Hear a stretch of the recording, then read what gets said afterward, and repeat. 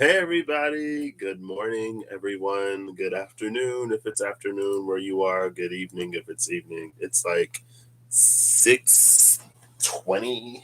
One second.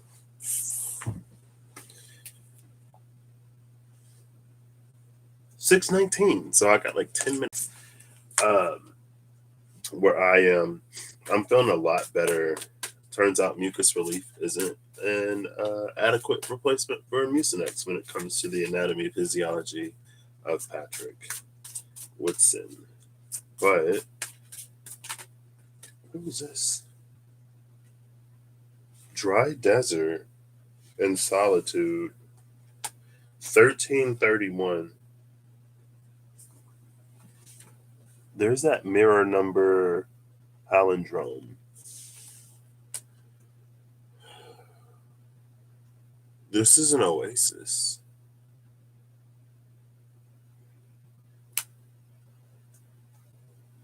And the oasis reminds me of the Fata Morgana, the illusion of the thing that's very much so reachable. But it's almost like the Sorcerer's Stone in Harry Potter.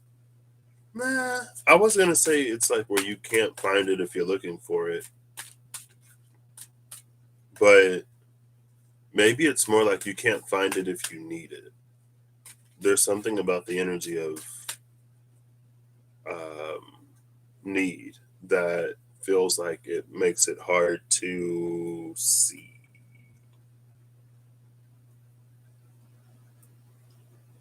I don't know.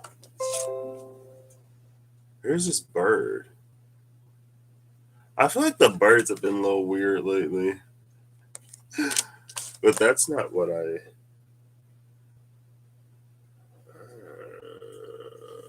Okay, I didn't think I was going to be doing all this today. Dragon's Lair is here. In some depictions, dragons live in solitude. 32 magic prayer is under that. 19 is a 10 is a 1. So there is one between the 31 and 32. So maybe we think we need to get through this dragon's lair to get something answered. And it reminds me in high school, my freshman year world geography teacher would say to slay your dragons and follow your bliss. Hold on 1 second.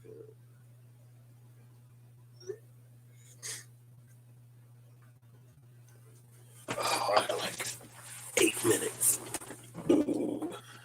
Oh my gosh.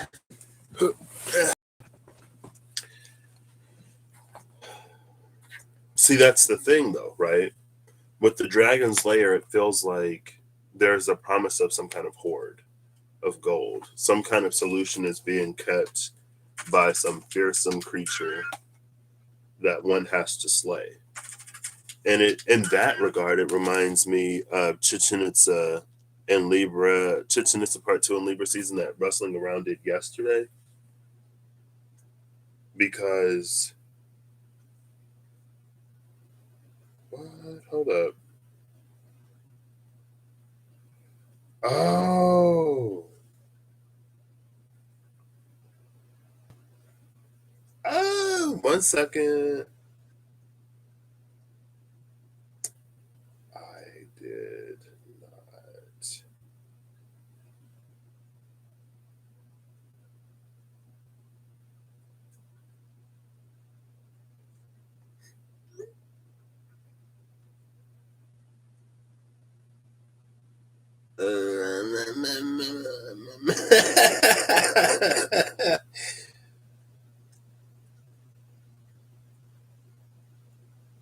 One second.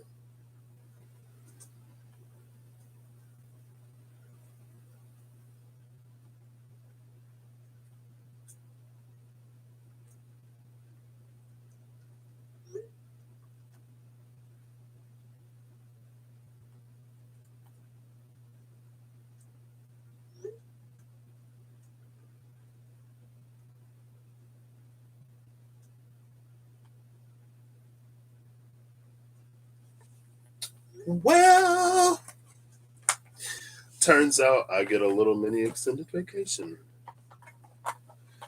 In my world, I've been dealing with this, and I guess it's interesting decongesting.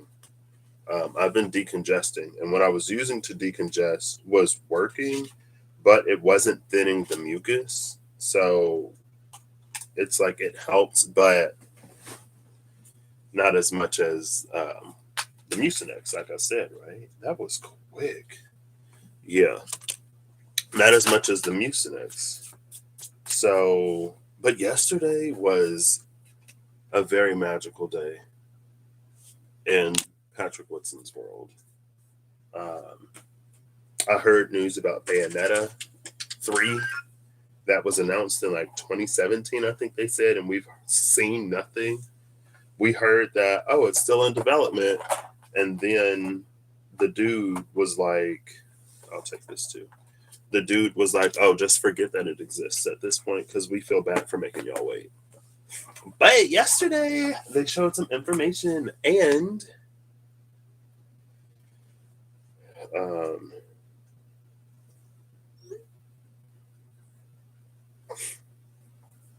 how did I not get that?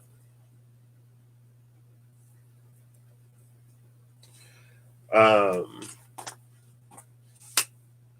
they shared some information and it looks like an alternate version of Bayonetta. It looks like a version of her that we met in the first game, a younger version. So, in some way, and it's interesting, I guess, because a lot of times you'll hear people talk about reparenting yourself.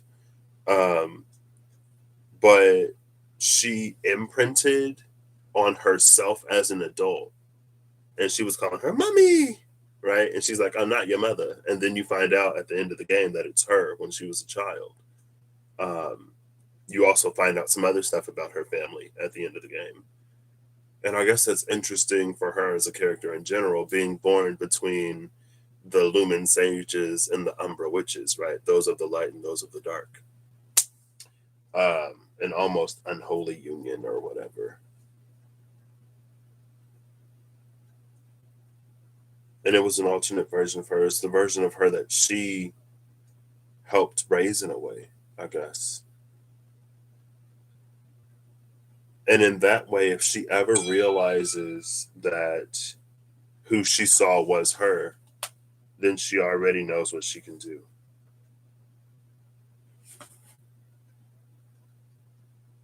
One second.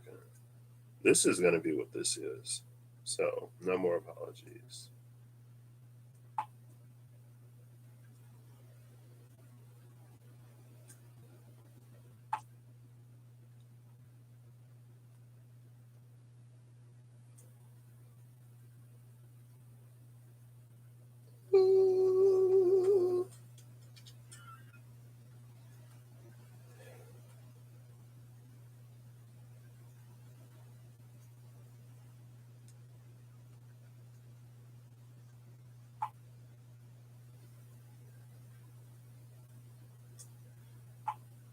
Actually, there's a lot of stuff that's been catching my eye.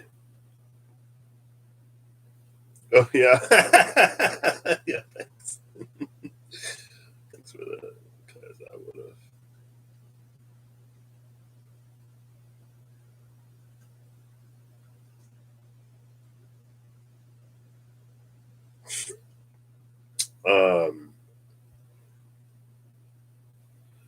Like, whenever I notice a lot of something being repeated, especially in spaces that I wouldn't necessarily expect to find it, I know that something is up. So the Magic of Paradox came out. Also, before I forget, I was just watching Carissa Flavor Vivid, and she said that if you see a book, then it means that there's some kind of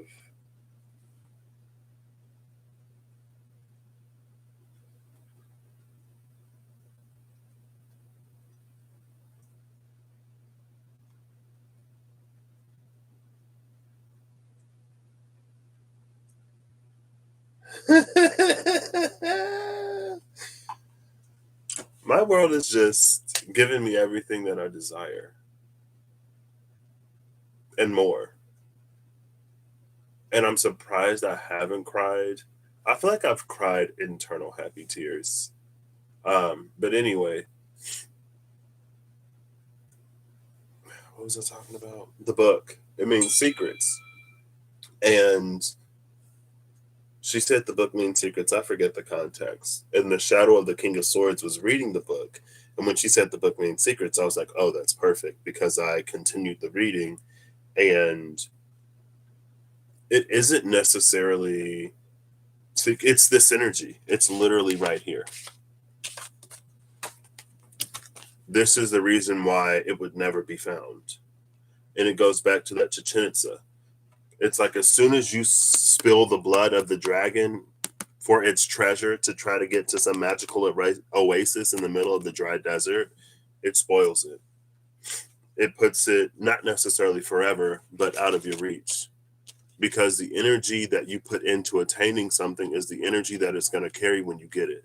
And so if you go, like if you take shortcuts or if you do unsavory things, then it's going to have a very spoiled and nasty energy when you get it. And it's not going to be what you thought you were getting yourself into. It's almost never worth it.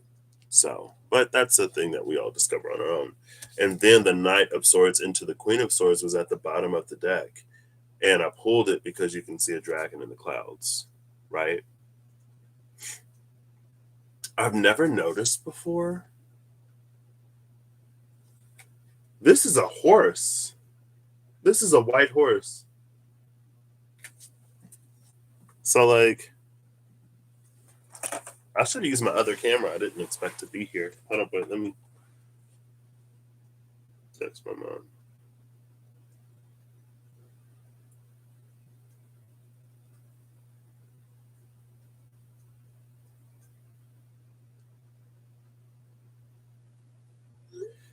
Um, so like this is the Eve. Well, my day just got better because I have it off.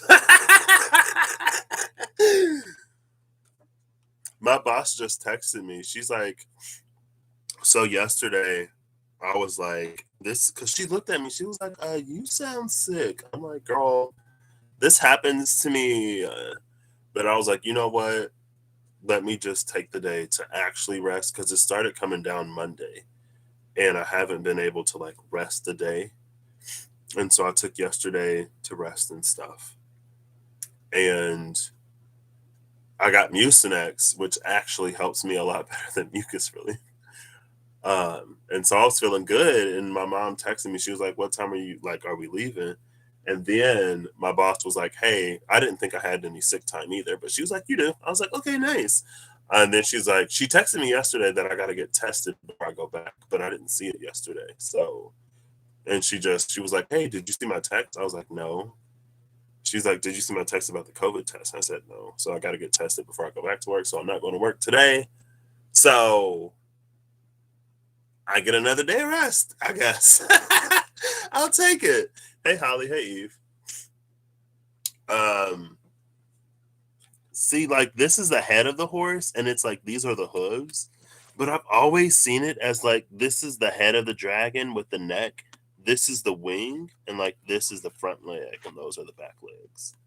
So I thought it was like a dragon, like with the wings half up, but it's a horse. Anyway, this it's like this energy is paralleling, mirroring the dragons here. Instead of it going to like slay the dragon and steal the treasure or whatever, right?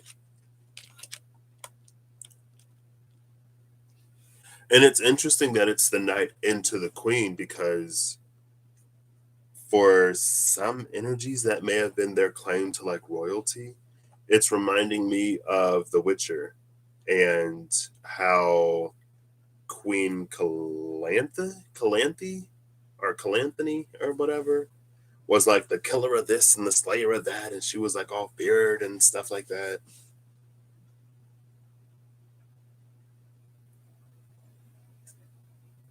See, yeah, it's a different way to get the crown. It's interesting that in some way it still involves a dragon, and the dragon is in the sky in both of these.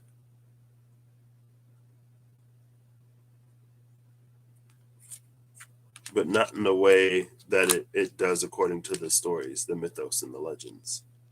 But that's the thing about stories, myths, and legends. That's the thing about need as well.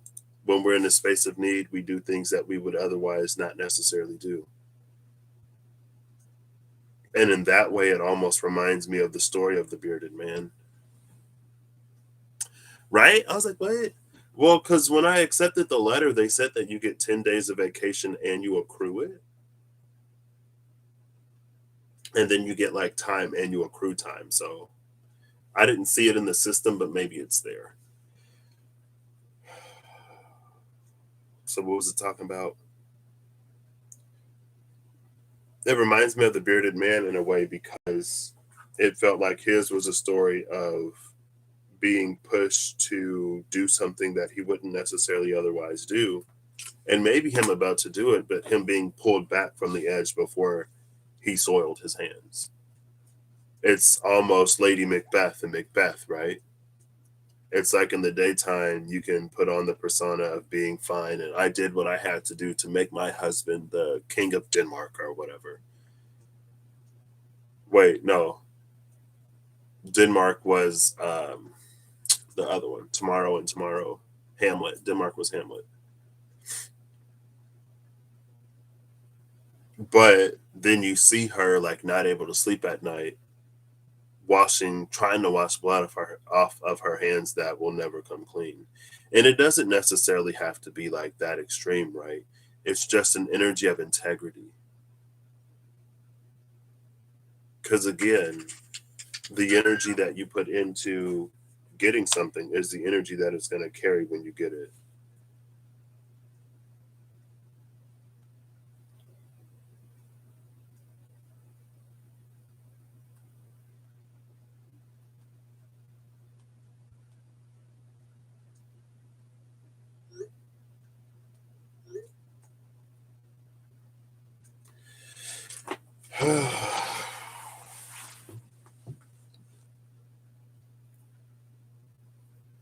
Oh, King of Scotland. That's what it was.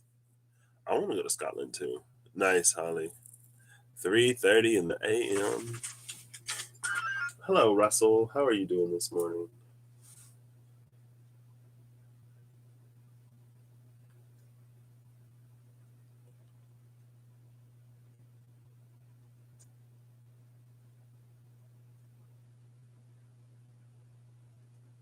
Oh.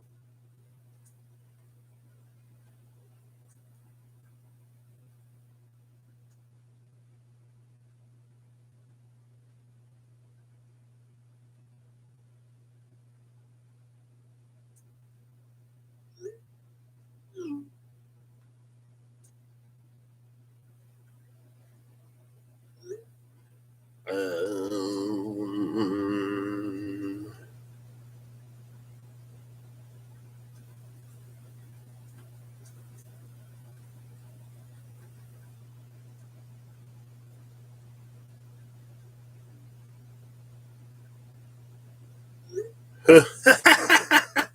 it's a precaution.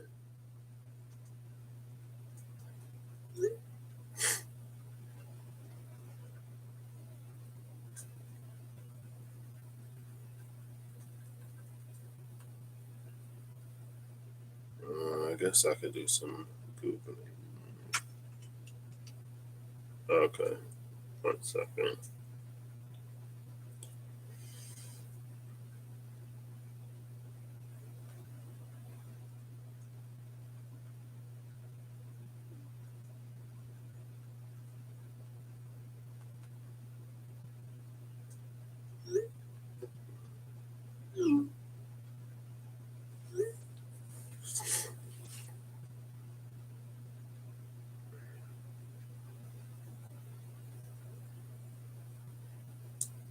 The Epic Adventures of the Gilgamesh Dream Tablet.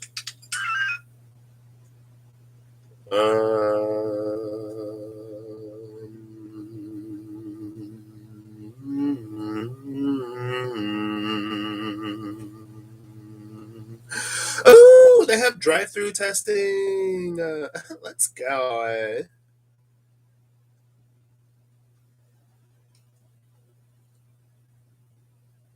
Oh, and I can go to Hardee's, get some breakfast.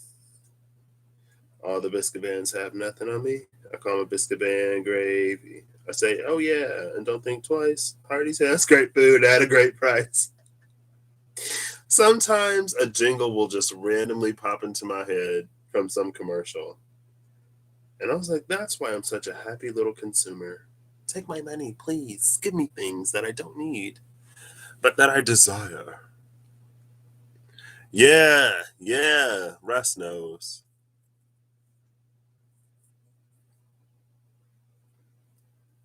Waiting for the plumber still. He'll be here in a few hours, hopefully. Chicken pizza, but itchy chicken. Hey, Skywaltress. Stankness, right? Russ is building up that stankness right now. Oh, well, welcome. I'm currently looking for a place to get tested. You wanted to be in the sweat lodge. Now you're in the sweat lodge and there's no way to wash it off unless you want to get chlorini. Uh, what?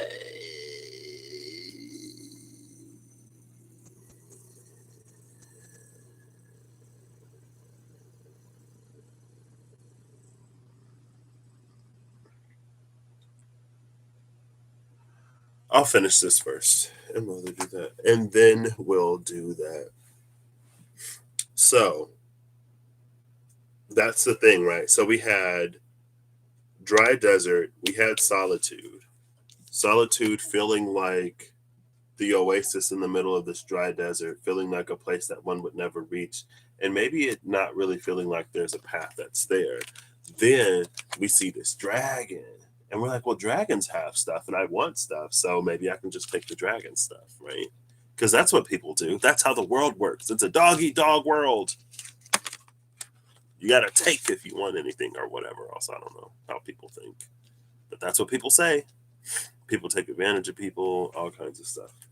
So the cards that came out on the first shuffle of the In Between Tarot, it's the Ten of Wands into the Ace of Wands, and the Four of Cups into the Five of Cups. The Four of Cups into the Five of Cups came out first. See, it's that Fata Morgana energy again. And with the Oasis, it was that Fata Morgana energy. Shayna! Hello, how are you? Pardon my nasaliness.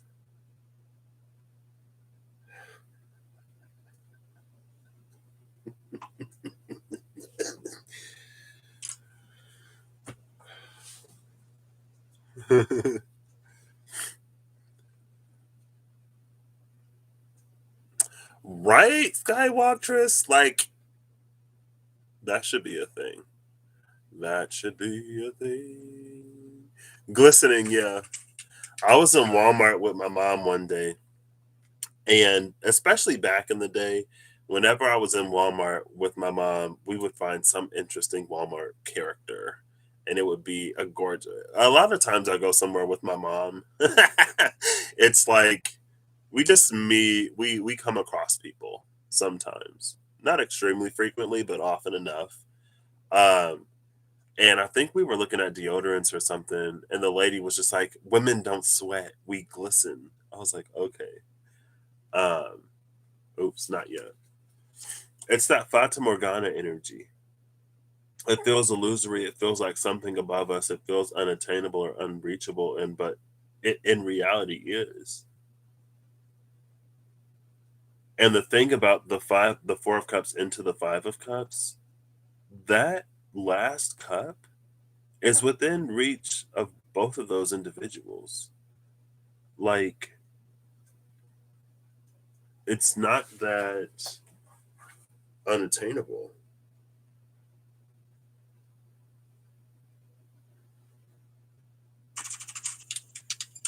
Ooh.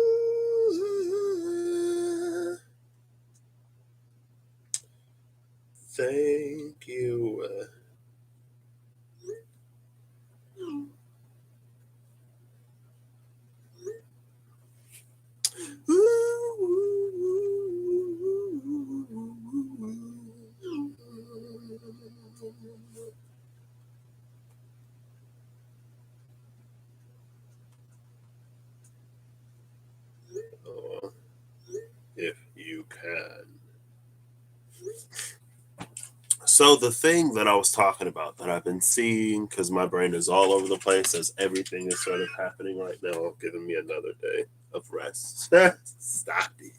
Stop it.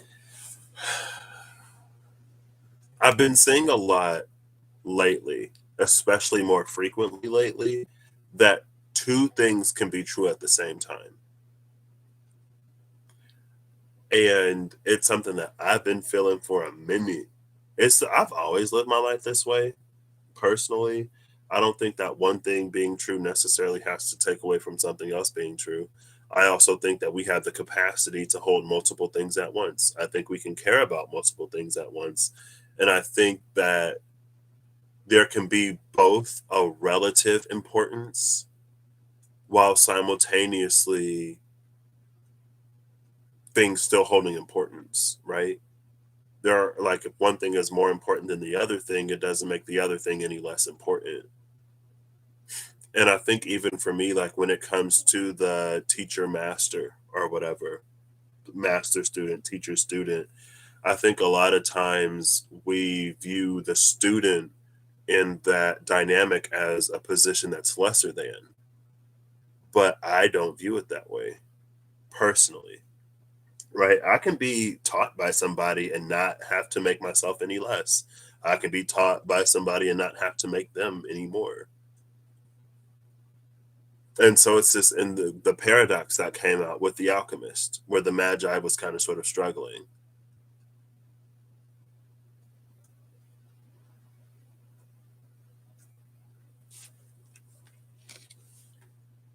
Oh, snap.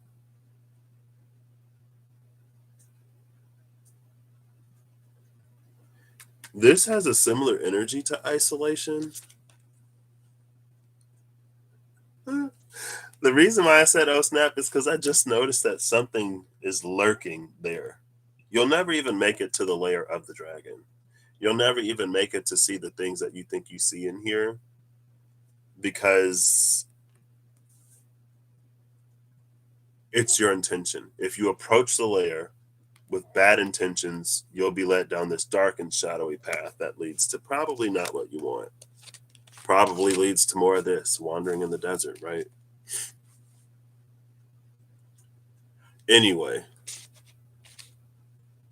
and so now it's interesting because the Ace of Wands into the Two of Wands has a very similar energy to the Ten of Wands into the Ace of Wands, with the Divine holding that wand. And this is taking me back to that alternate reality, Bayonetta Soresa. So the thing about Soresa, as opposed to Bayonetta, is that maybe Soresa never forgot her name.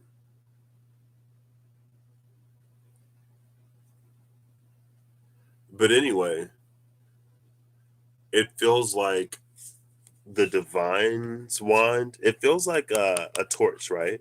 But it's gonna be lit by her torch, and then I don't know if that's the torch it's gonna like pass over to the other one. Let me just find the card. I feel like I'm not really paying attention. Hold up, let me make this bigger so I don't have to like. Boom, there we go.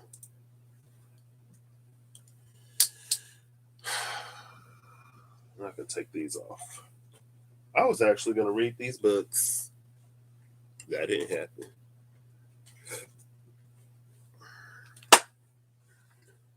Okay.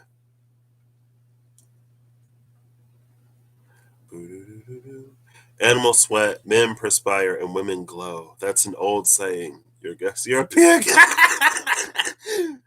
Oh, Russ. You should go back to sleep, Shayna. Get some more rest, girl. Y'all puddle in the south.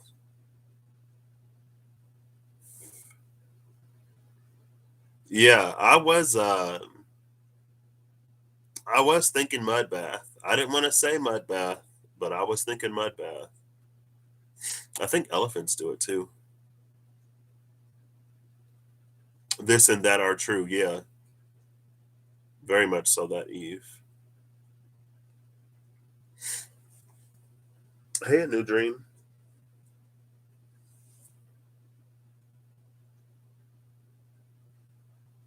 See, there's this energy. It's almost like the desire is being like it's being received.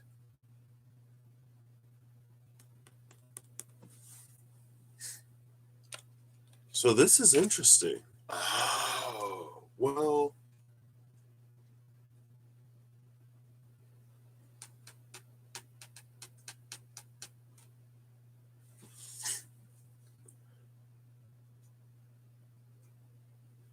this almost feels like a relay.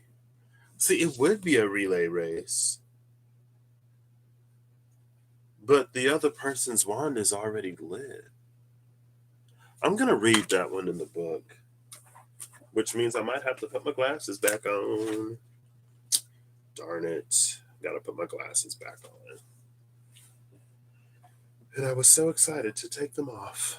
I'll just put these on. It'll be fine.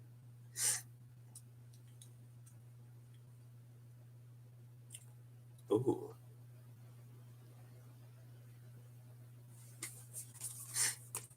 People pay lots of money to soak in mud or chocolate or coffee. They do. And they pay, see, I'm used to the bifocal. They pay money to have like little fish swim on their feet and all kinds of stuff. So the 10 ace of wands, the 10 into the ace of wands. The 10 of wands is burden and intense pressure. The ace of wands is creation energy. In between is batteries recharged. The woman has endured such a prolonged period of hardship that the relight of her fire has taken her completely by surprise. Now reinvigorated and ready to start again, she is mesmerized by the reappearance of her old friend, the wand. In this in between stage, the gift of energy can be a complete surprise. To feel reinvigorated enough to start again is surely a gift from the gods. Expect to be taken by surprise with the turn of events. Things are about to go in your favor. Smile and don't forget to be thankful. These opportunities don't come around often. And I'm, I listen to Into the Woods, the soundtrack, while I'm eating lunch at work. I do. Um, I'm good, Holly. I'll be fine. Um, and in that, she says opportunity is not a lengthy visitor. Where do they say opportunity is not a lengthy visitor? Was that Cinderella? I guess I'm curious. I want to know today. I'll look at it. I am going to have to blow my nose. So, 1 second while I do that.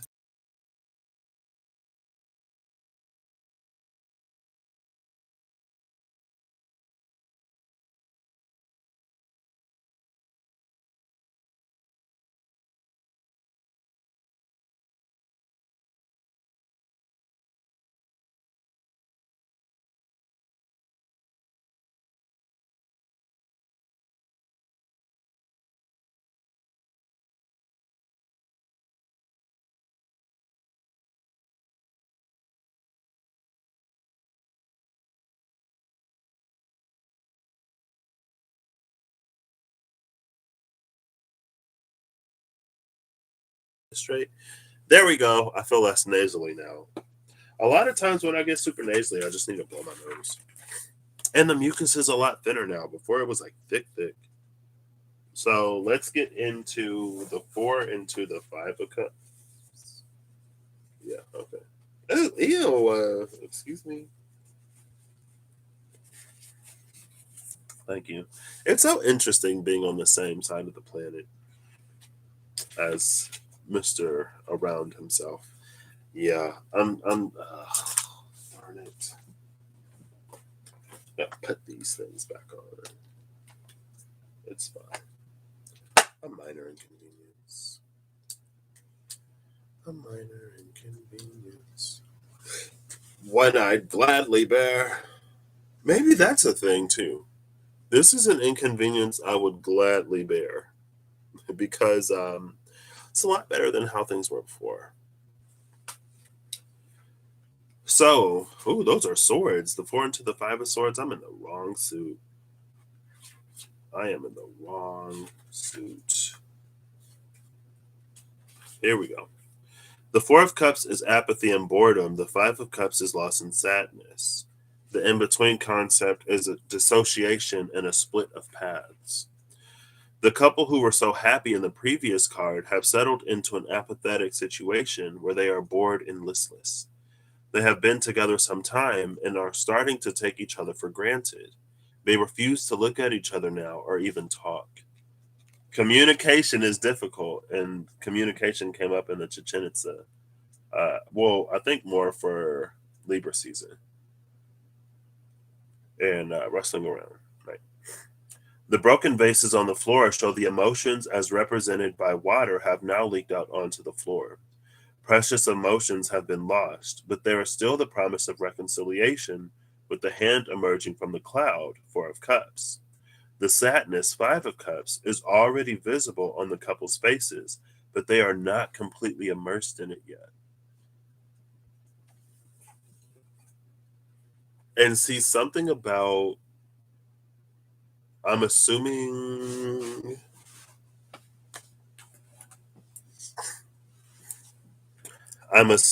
this is like a shadow, but it creates the illusion of like a little cave, and it feels like very similar. Where'd it go? Right here to this.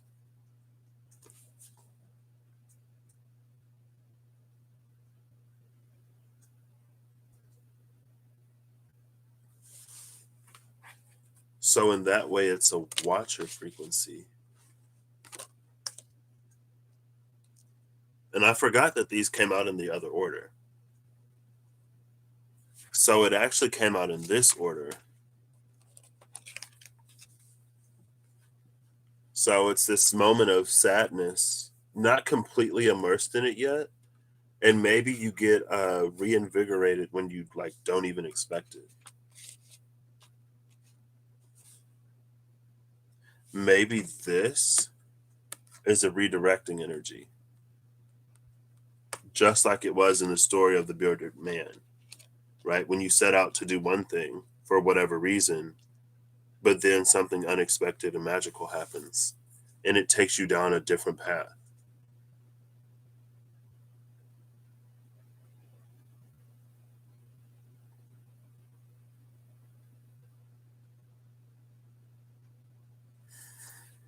As many times as I've seen this Knight of Swords into the Queen of Swords, I've never read it.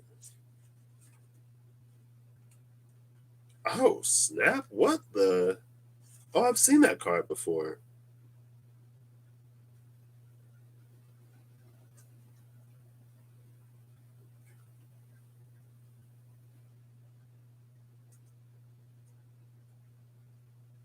Oh.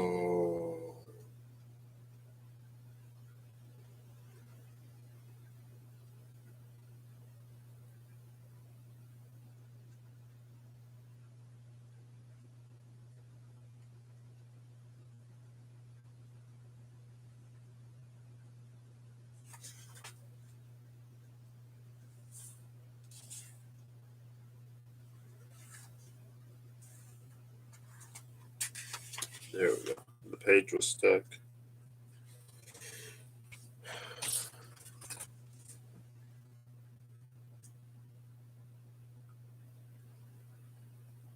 Oh, I didn't even look at that. I didn't even look at those two together.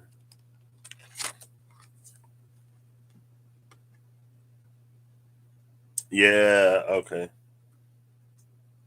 So that's an energy of time spent in a way. But oh, 13 is here, I guess.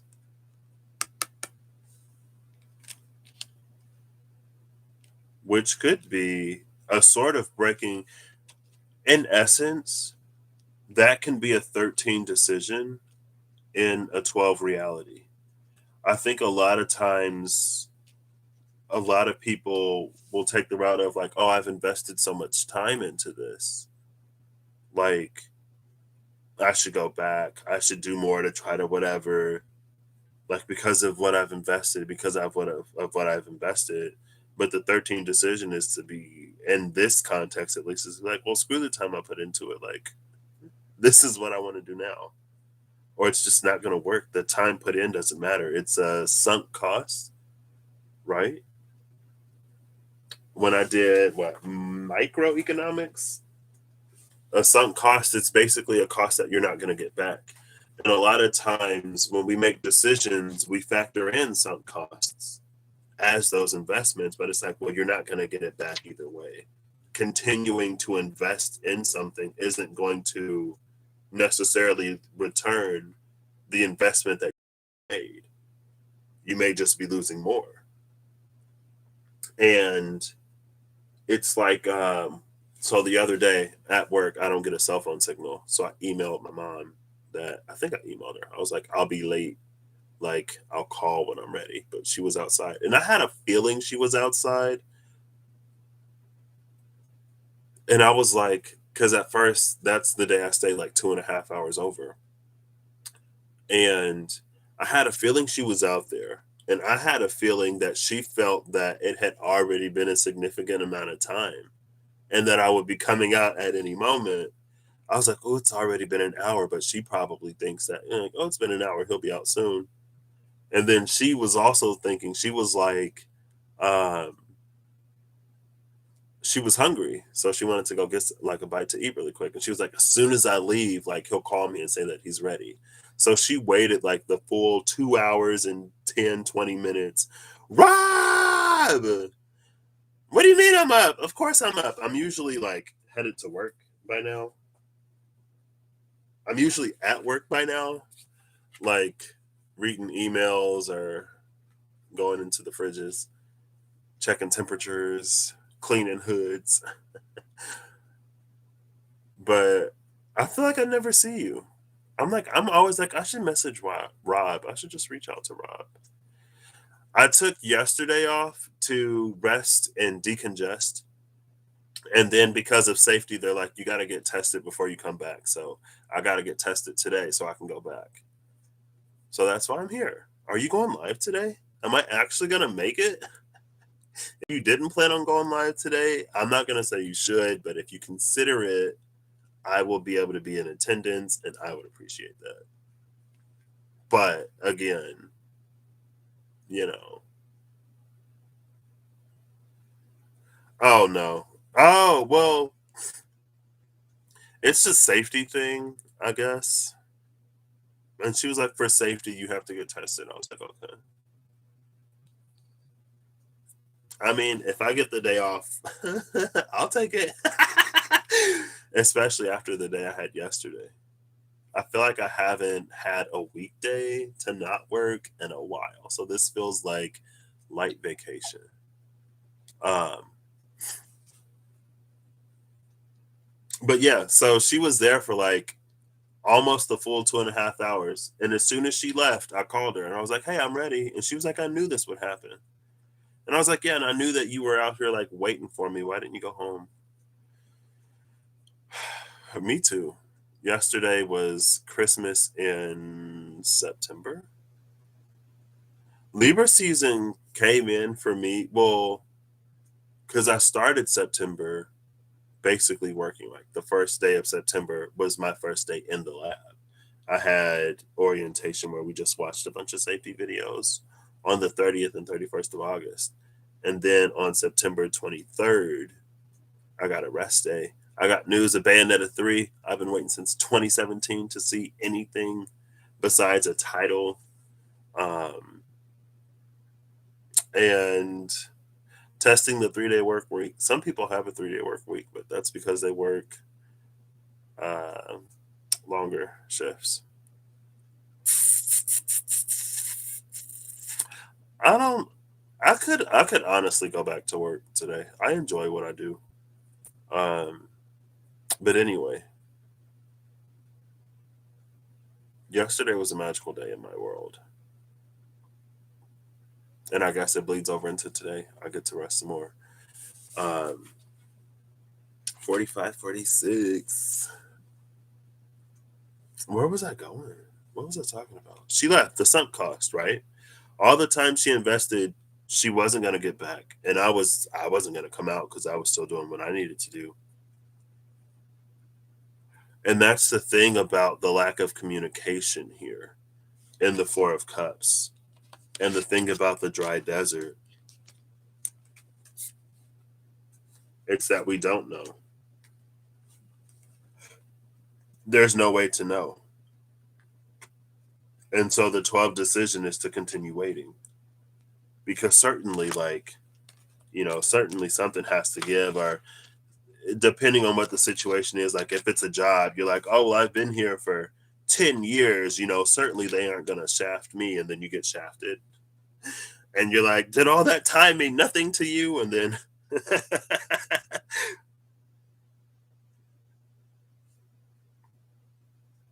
but that's why sometimes when we get that hint or that clue to leave, we should just leave. Maybe that's the divine letting us know. Just like she had the idea to go get food when she was hungry. Now she also had the thought that I would call her when she left. And I did end up calling her when she left, but I called her when she left because she didn't leave when she first got the inclination to. If she would have left then, she would have had plenty of time to eat. And that's what she said. She was like, I could have ate and been finished with my food. And I was like, yeah, you could have. It is. It's going really well. It's interesting how um, the databasing classes that I'm taking, it's uh, it's going to come in handy. I'm being asked or invited to expand in ways that I very much so want to, and it's interesting because I've noticed the need, and I've been asked to help fill it. So I'm like, thank you. Um,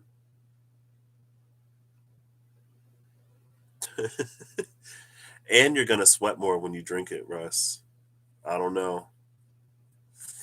You're gonna sweat more. You can't shower yet. You're gonna get more ripe. You're gonna ripen more. You're gonna get more stankness, right? Is there a cleansing room? I guess you could wash off in the waterfall. Is there a room for cleansing or cleaning?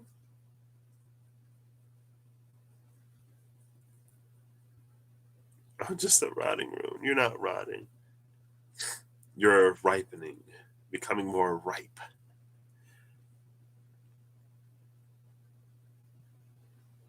The Knight of Swords into the Queen of Swords. That's what I was going to read. But yes, I am very much so digging the work I do. Uh,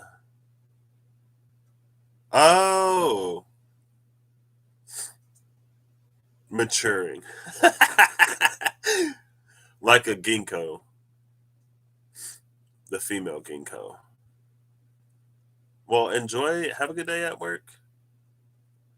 I will having I will be having a good day at not work. The Knight of Swords is debate and challenge. The Queen of Swords is experience and guidance.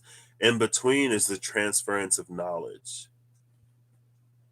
In this card, the teenage Pict is having to teach his younger brothers and sisters in the absence of his parents. He is carving glyphs and symbols on a cliff face while they sit in front of him watching and learning. The move from the Knight of Swords to the Queen of Swords is a calming one. The turbulent energy of the Knight is now being given a channel, that of guiding others through knowledge and wisdom accumulated. It is the only way to progress on to the next stage as a guide for the tribe. When you pull this in between stage, you will be in the position where you need to teach others or transfer knowledge in some way or another. You may be a mentor or guide, but maybe you are still learning to be a teacher and to give your wisdom graciously. And I was talking about that. Well, I accidentally said master teacher, but that student teacher dynamic where one doesn't necessarily have to be above the other. It just is what the dynamic is. right? Even in like a parent child dynamic, one isn't necessarily above the other. They both have the same rights to everything that they humanly are humanly granted by sheer virtue of being human, right? There's a difference in responsibility. There's a difference in the role that they play in the dynamic, but that difference in the role doesn't necessarily have to lead to a difference in, you know what I mean? It's just different. Well, I feel like you're a respectable person, Rob, for not working the job that you were working that put you in the situation that you were in. So, oh, Eve's got to go too. Oh, Eve's not working from home anymore. I forgot. No more Eve on lunch.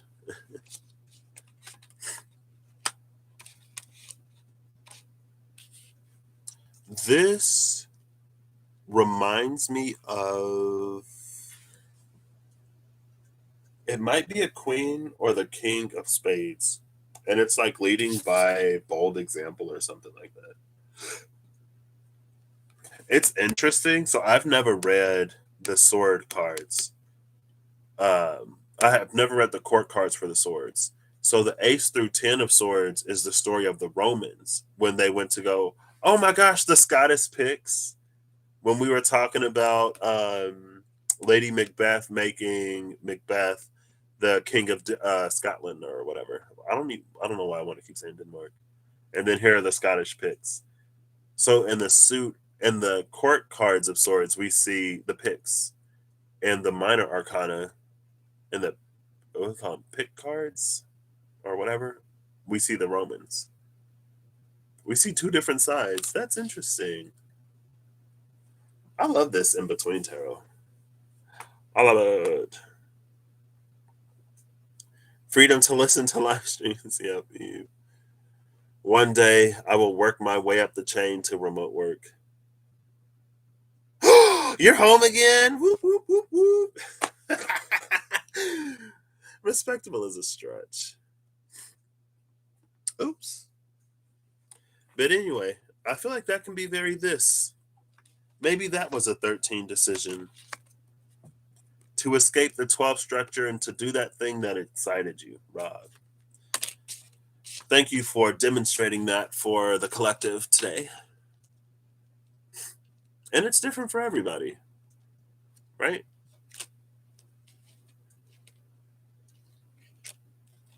It's about what lights you up.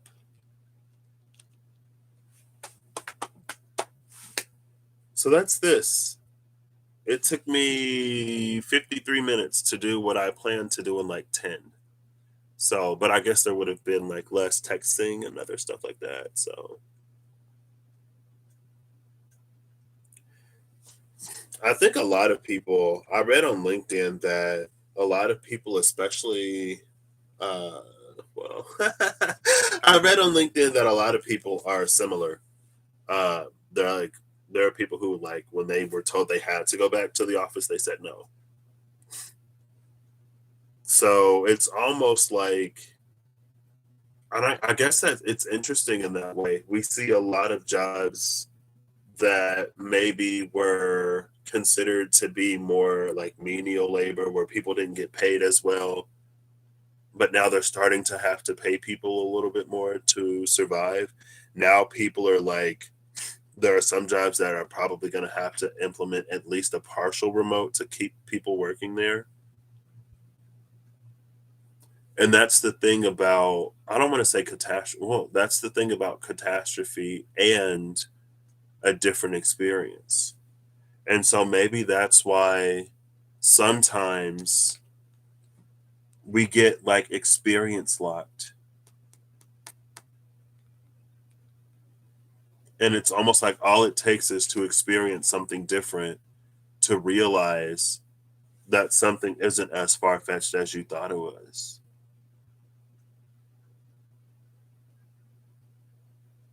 So maybe that's another part of this as well.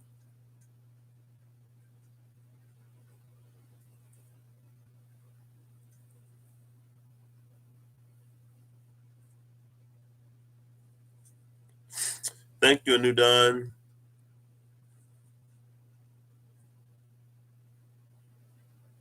Now I have 3 more months to decide my future.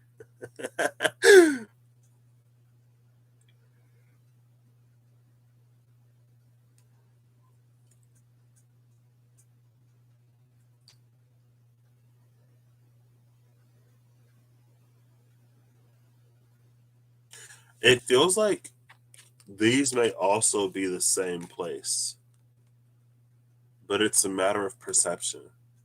13 is death, 19 is the sun.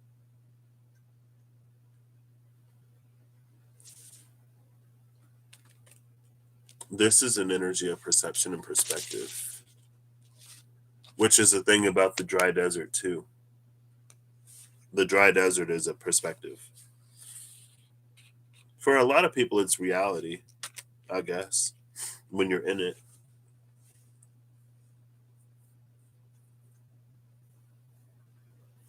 Doing 45, just drinking it. Oh, gosh. You need more structure.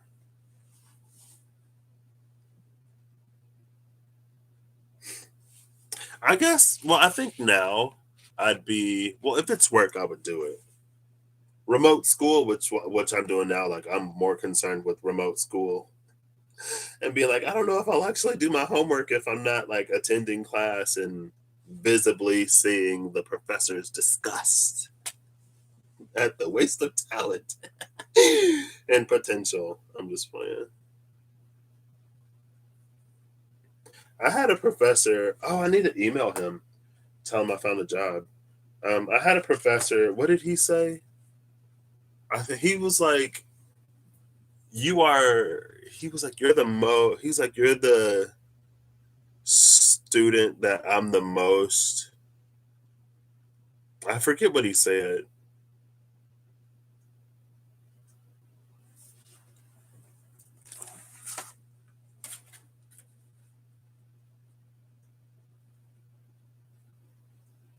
Oh, that's a date.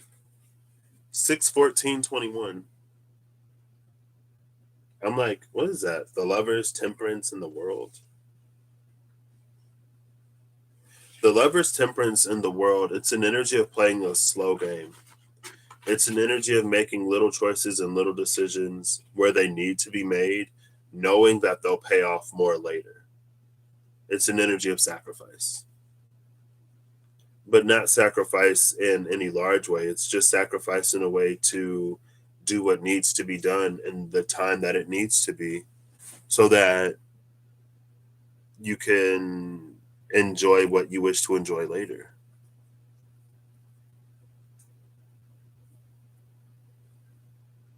Anyway, what was I talking about?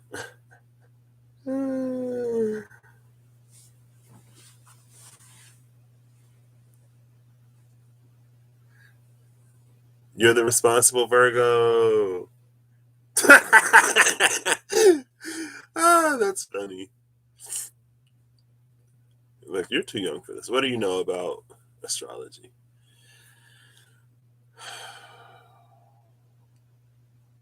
What was I talking about? Oh, I think he said I was like one of his most disappointing students or something like that. Or I was like one of his most, I think he said frustrating. He was like, "You're one of my first most frustrating students." He's like, "You have so much potential and you're not even doing it." He was like you're performing better than some of the people in here and like they're here every day.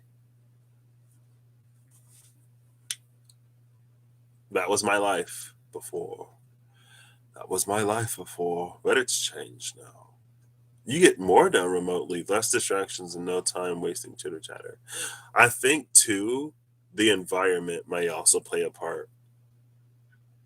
If the work environment isn't that great, or if you have to like see or talk to people that kind of like rub you the wrong way, I can see someone being more effective by not having to navigate that.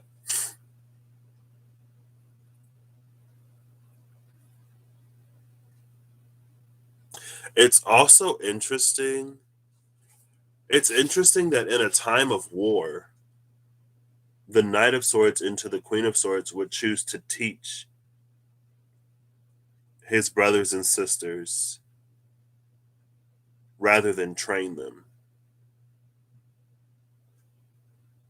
And it goes back to lover's temperance in the world. It's almost like he's preparing them for a world where war isn't their reality. And see, that's something else about the dry desert and solitude. It's that it's so far in its own situation that it's unable to accommodate for or even see anything more. There's an energy of investment here. It doesn't invest.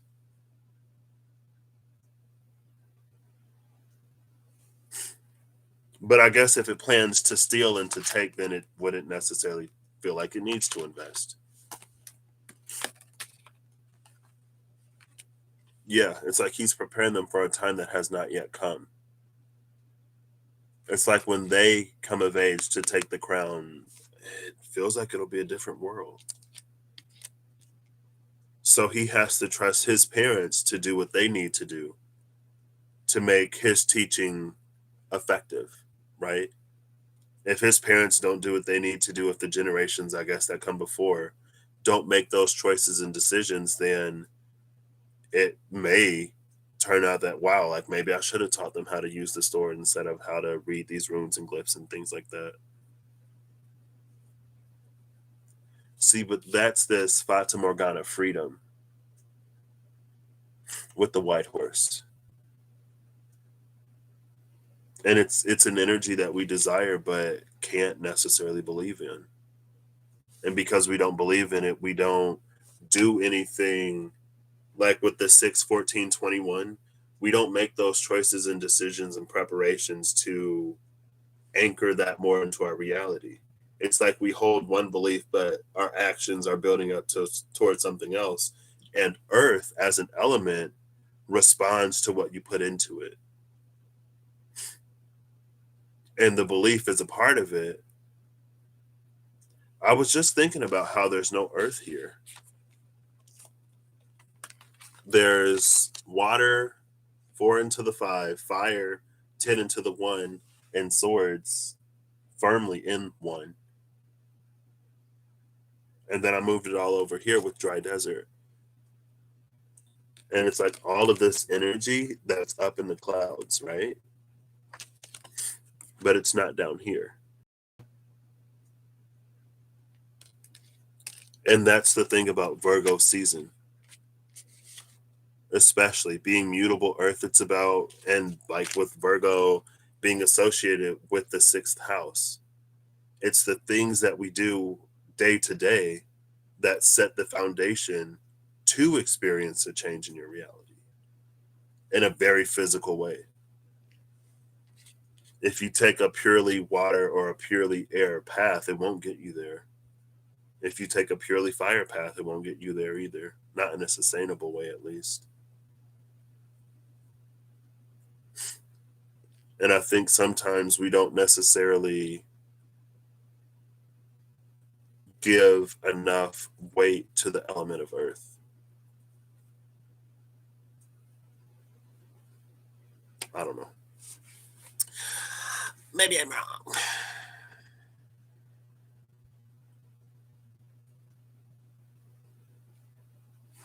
You hide in the back cubicle your coworkers just got. For no. Aw. If they want friendly greetings, wait until after 12. I had when I worked on campus, somebody that I worked with was kind of like that. She was very much, she was almost a personification of like, don't talk to me until I've had my coffee. She was absolutely sweet and lovely, but if you caught her too early, she was just like, she was still waking up. She's a slow starter. More, oof, that's efficient.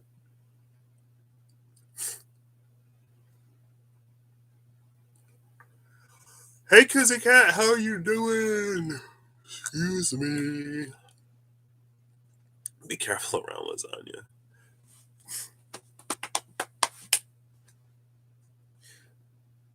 That's the thing that makes it the Fata Morgana the Fata Morgana.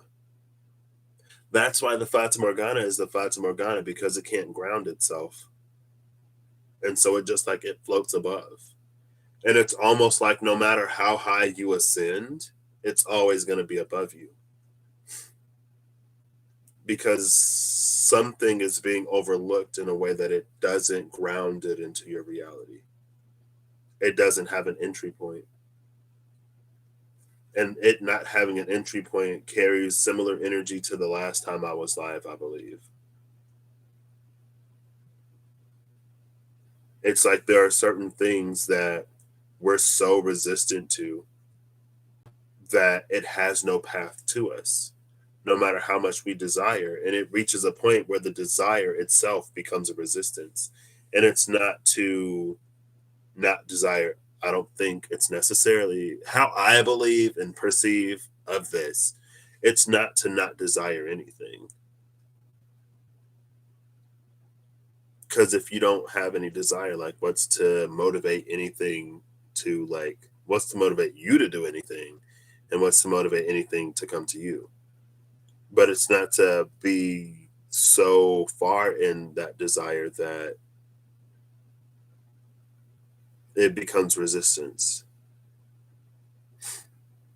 And there's something interesting that I'm just noticing. Behind her in this dry desert, something is happening in the clouds. You see that?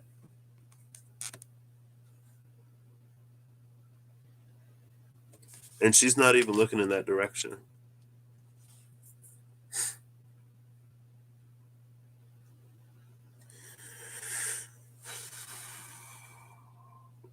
Yeah, I feel like last time Texas got snow, it was a disaster. So,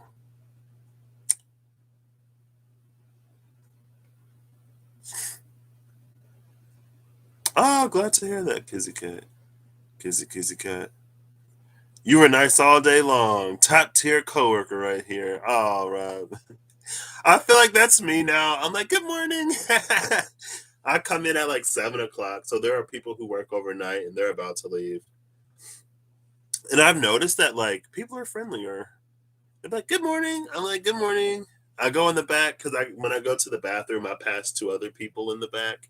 I'm like, good morning. And they're like, good morning, Patrick. How are you doing today? And I was like, it's Wednesday. We're halfway through the week. Little did I know that Wednesday was my Friday. I'll take it.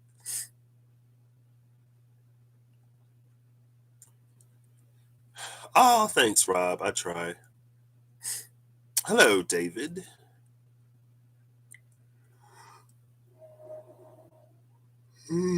Excuse me. Aw. I work with one of my middle school. I met him in middle school. I work with one of my friend's dads, and I've never had that conversation because I don't know how to. And at this point, I'm pretty sure we both know, like, I know that he's my friend's dad because I asked my friend. And I'm assuming that maybe my friend said something, or even if he didn't, he probably knows who I am. And I'm just like, and also I feel like it's like he's either busy doing stuff or I'm like trying to do stuff, and there's never that moment, and our lunches don't line up or our breaks don't line up. You know what I mean? But at a certain point, it's something that has to be said. It doesn't have to be, but anyway, I try to be pleasant, and it's nice. And the environment can be really stressful because there's a lot of stuff going on, and so that pleasantness, um, I'm sure it helps. Anyway, I want to know where the Earth is, but right now the Earth is dry.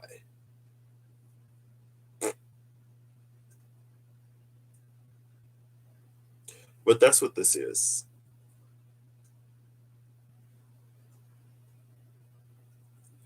Where exactly? Yeah, it was a path of least resistance. It's like these things take, or some things only have a finite number of paths, and there's significant resistance enough to all of them.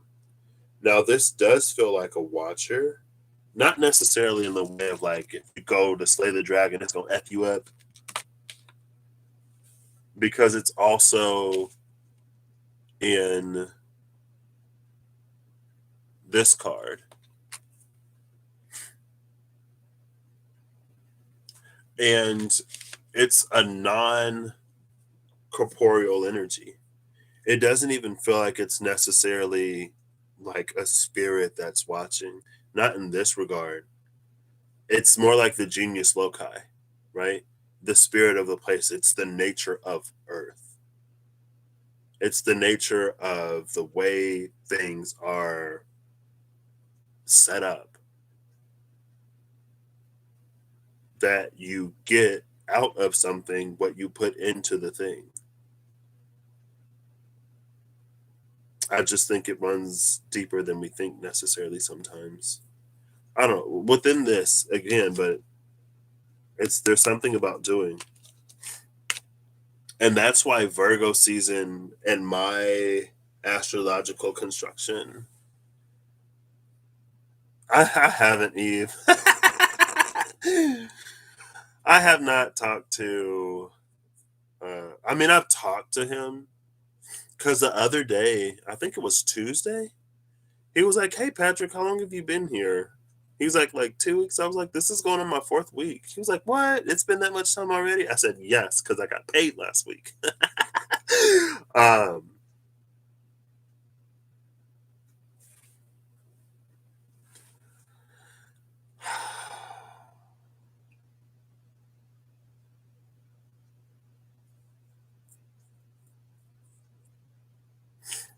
I used to fear that as soon as I found happiness, I would like tragically die.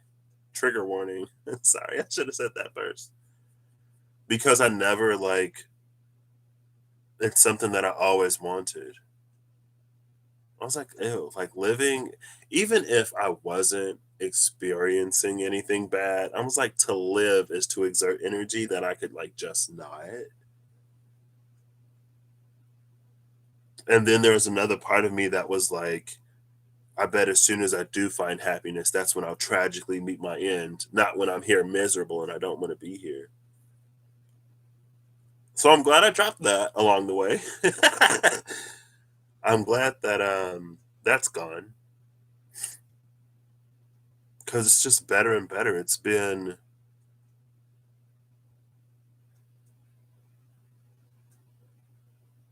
crazy.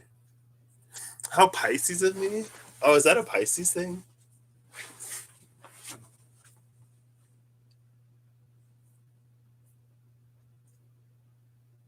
Is there any resolution to this? I'm trying to think of who came in first. Rob, I haven't seen you in a while. I mean, I've seen you recently, but not really. So choose a number or a deck. Never mind. I know what I want to use. Well, sorry, Rob. Oh, I'm doing this one. I was going to ask you to choose, but I was wanting to use the Energy Oracle cards. So I'm going to use the Energy Oracle cards. Rob will choose next time. Hey, Kelly. Good morning. Excuse me. It is a Pisces thing. What? Pessimism? Definitely. Wow. Call me out. Call me out. Thank you for enlightening me, all of you. Thank you for the enlightenment. Who are you talking about, Eve? Me? He giveth, then taketh away. I know.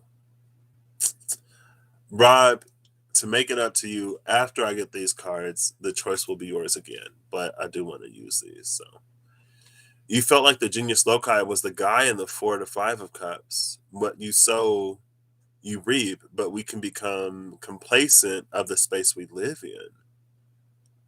Ah, That false gift of choice was Pisces. What false gift of choice? Reem! Reem! Hold up. I should blow my nose so I can do this. Reem.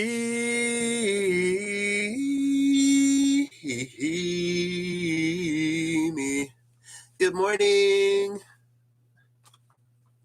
Oh, snap. Girl. Reem.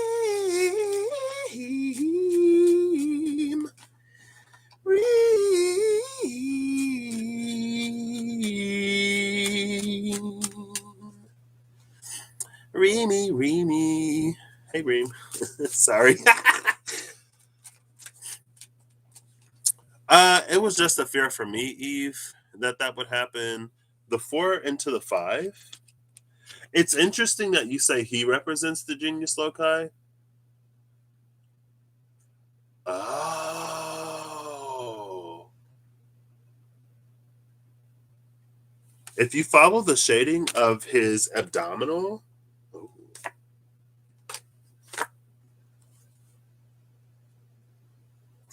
the sun world. Where's my pointing pin? Here it is. 1 second.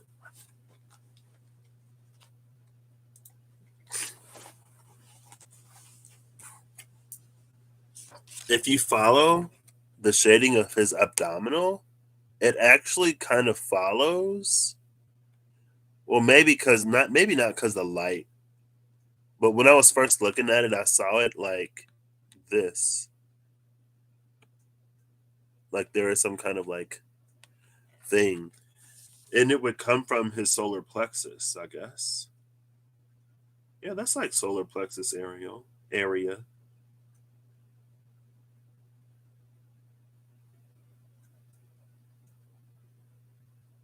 Oh.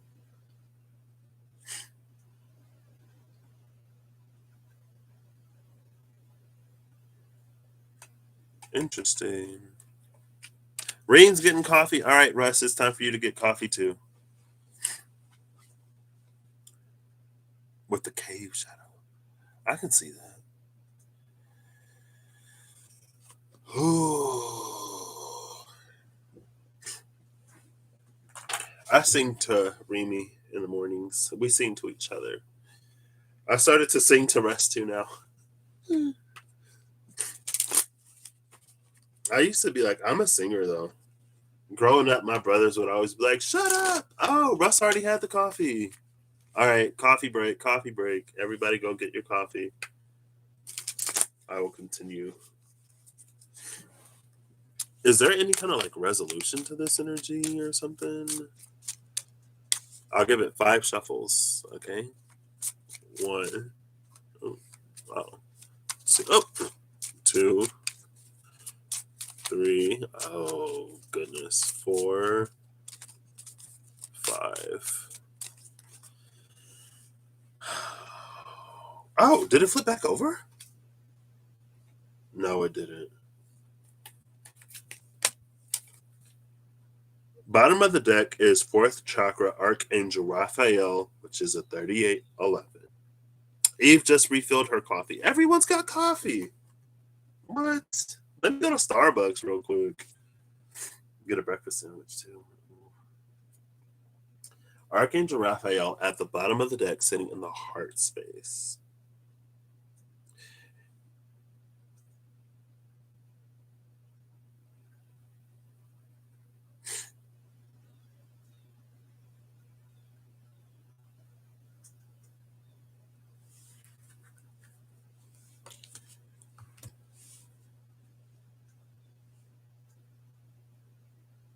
Okay. So the cards that came around the card that flipped over, it's 2nd chakra Archangel Ariel, right? Or Ariel. And the woman holding a coin. Ariel is a Taurus, so shout out to Ariel. Hey, girl.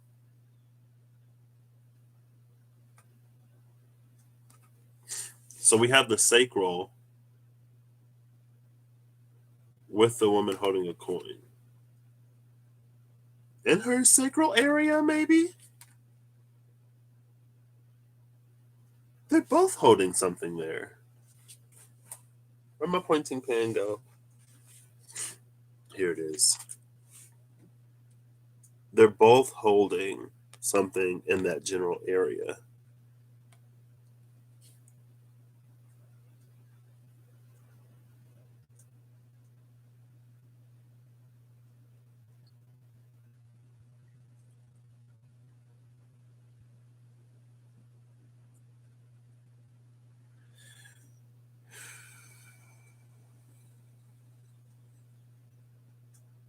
Oh, I was like, I'd rather go to Starbucks, but I guess if I go to Starbucks, I'd have to shut this down.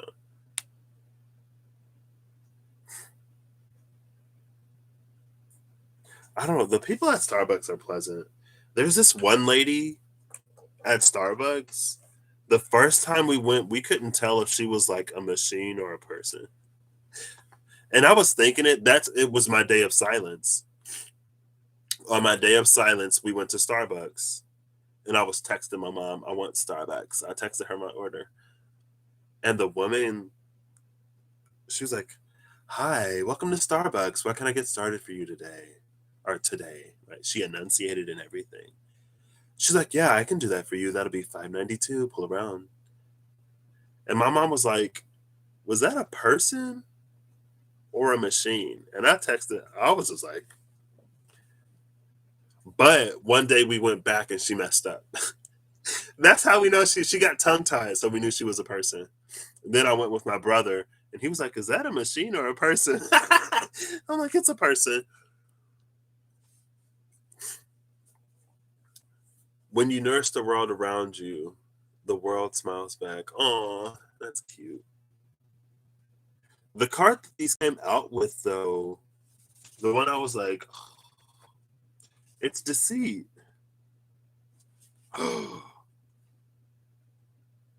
Oh, snap. Look at where his hands are. This is Loki. This is Loki frequency.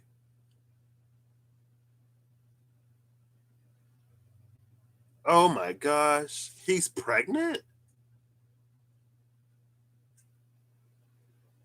What's happening? Or is Deceit a woman? I mean, there's longer hair. High key. I've always seen Deceit as someone hooded. I've always thought this was a hood. It's hair. Shout out to Sage. Sorry for misgendering you. I was tired.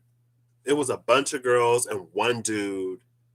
And I looked up and I glanced up, I saw long hair, and I was like, I think we might have a problem because this is like a boy's room. And he was like, I am a boy. And I was like, hold up, I gotta cough that out. Ah!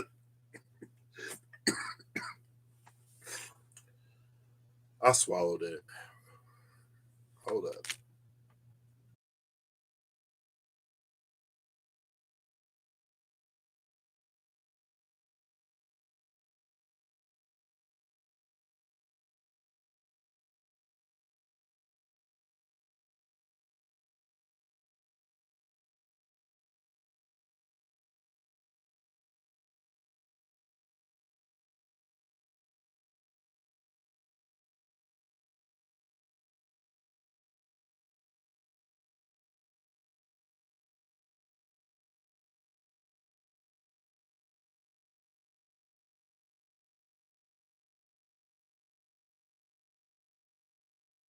There we go. A good cough to the Marlboro man. Yeah, that's why I love Mucinex, but like, and it thins it. So with my with the decongestant, it wasn't thinning the mucus. So it was like super sticky when it came up. I was like, oh my gosh. Anyway, I'm back. And then I'll be all paranoid at work. Cause I'm like, I gotta go like blow my nose. I gotta go clear all the mucus out. And I was like, it's part of the process, girl. She was like, okay. She's like, I believe you. I trust you. Now she's like, you got to get tested before you come back. I'm like, okay, well, whatever. Person, machine, or Gemini rising. oh, I wonder if that person is a Gemini rising. Oh my gosh, I can't even imagine me in a cowboy hat.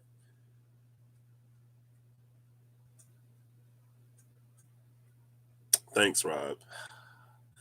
See, that's why, like, welcome back, Remy.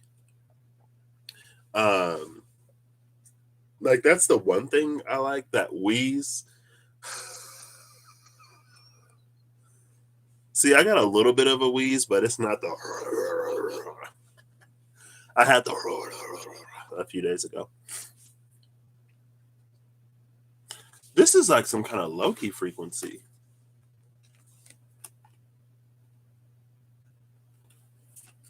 It's like partially androgynous, and it's like, okay, are you in? You can have long hair. You can be a dude with long hair and not necessarily be androgynous. You can be a girl with short hair and not necessarily be androgynous. This is feeling like a pregnant dude sitting in the midst of these ladies. Like all of the energy is doing that. So where's the deception? I think it goes back to perspective. I think the deception is in the perspective here, or the deceit is in the perception. This energy doesn't necessarily feel deceptive or deceitful. It's just something that we wouldn't expect to happen. And so it's almost like we assume that there's trickery afoot because things like this don't happen. It's almost like if you are of the belief that nothing good ever happens to you, and then when like you meet people who love you, when you come across jobs that like reward you, will celebrate you, that like if you're interviewing, like, yeah, we'll give you everything you want and more because we think that you're worth it. We see something within you and we'd love to make you as comfortable in our company as you can be, so you can be your best. And we'd also like to, if you have to go somewhere else, if it calls you on later, that's fine, but we'd like to keep you if you can. So, and it's like something's too good to be true, something isn't right, nobody is like this doesn't happen to me. And that's the thing about this Fata Morgana. It's almost like even when it is presented, we still don't take it. And that's why I see the validity in the statement that, like, before anybody else can love you, you have to love you. Because your limits on self love will affect how you receive love from other people.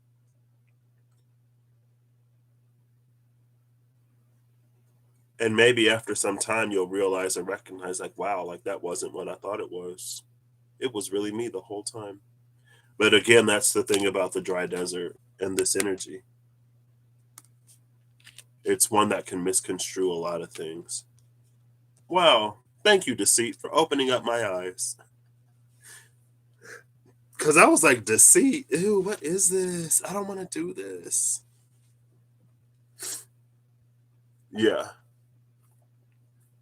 And like, I've been there. Seahorse. I saw something about seahorses the other day. I think seahorses have been coming up low key. That literally just happened. I mean, it kind of happens because when I interviewed for my job, like, so I put my resume on LinkedIn. I didn't even fill out the entire file. I just put my resume up. And I'm still like getting people emailing me. I'm like, I'm not looking anymore. Thank you though. I thought I took it down. I need to go through and make sure I did. Because then that way I'm not wasting someone else's time, right? Um,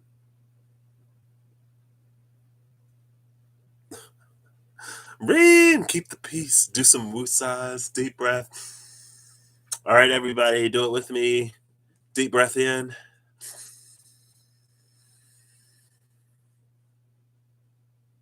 hold it,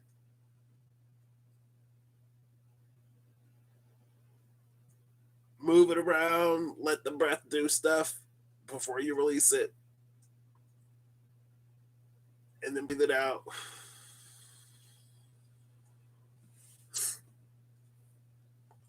Hopefully your day calms down, Remy. I'll talk to you later. For all of my people who are working today, or for my people who are alive today, um, may peace find you today, even if it starts off a little bit rocky.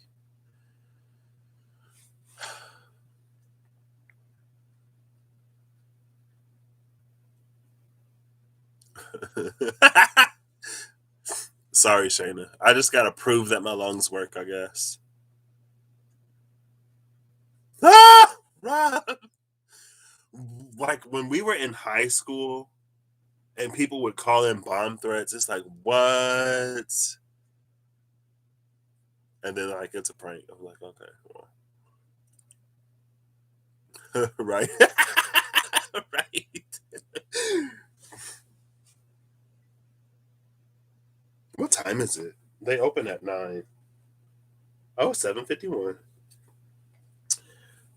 Yeah, so anyway, so it was a third party that made it all happen, right? She was like, "Hey, like I noticed your resume on LinkedIn. I connect people to people looking for people. They're like, I think you'd be a good match, blah blah blah." And she was asking me what my salary range is. And oh, oh,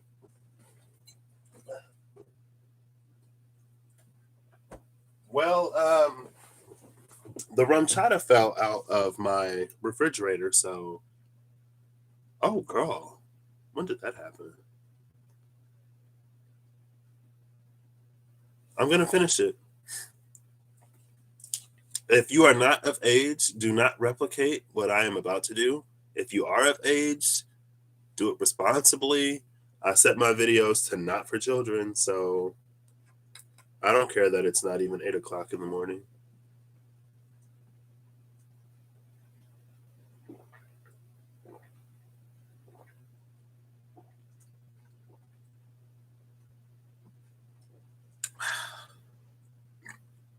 Excuse me. I've had this for a while. It was time to finish it, and it's a time of celebration. I should have drank that yesterday. Better late than never. I am.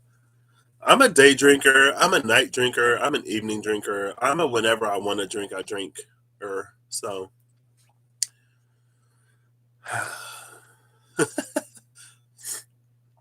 it's 1:52. See, Kizzy Cat knows what's up.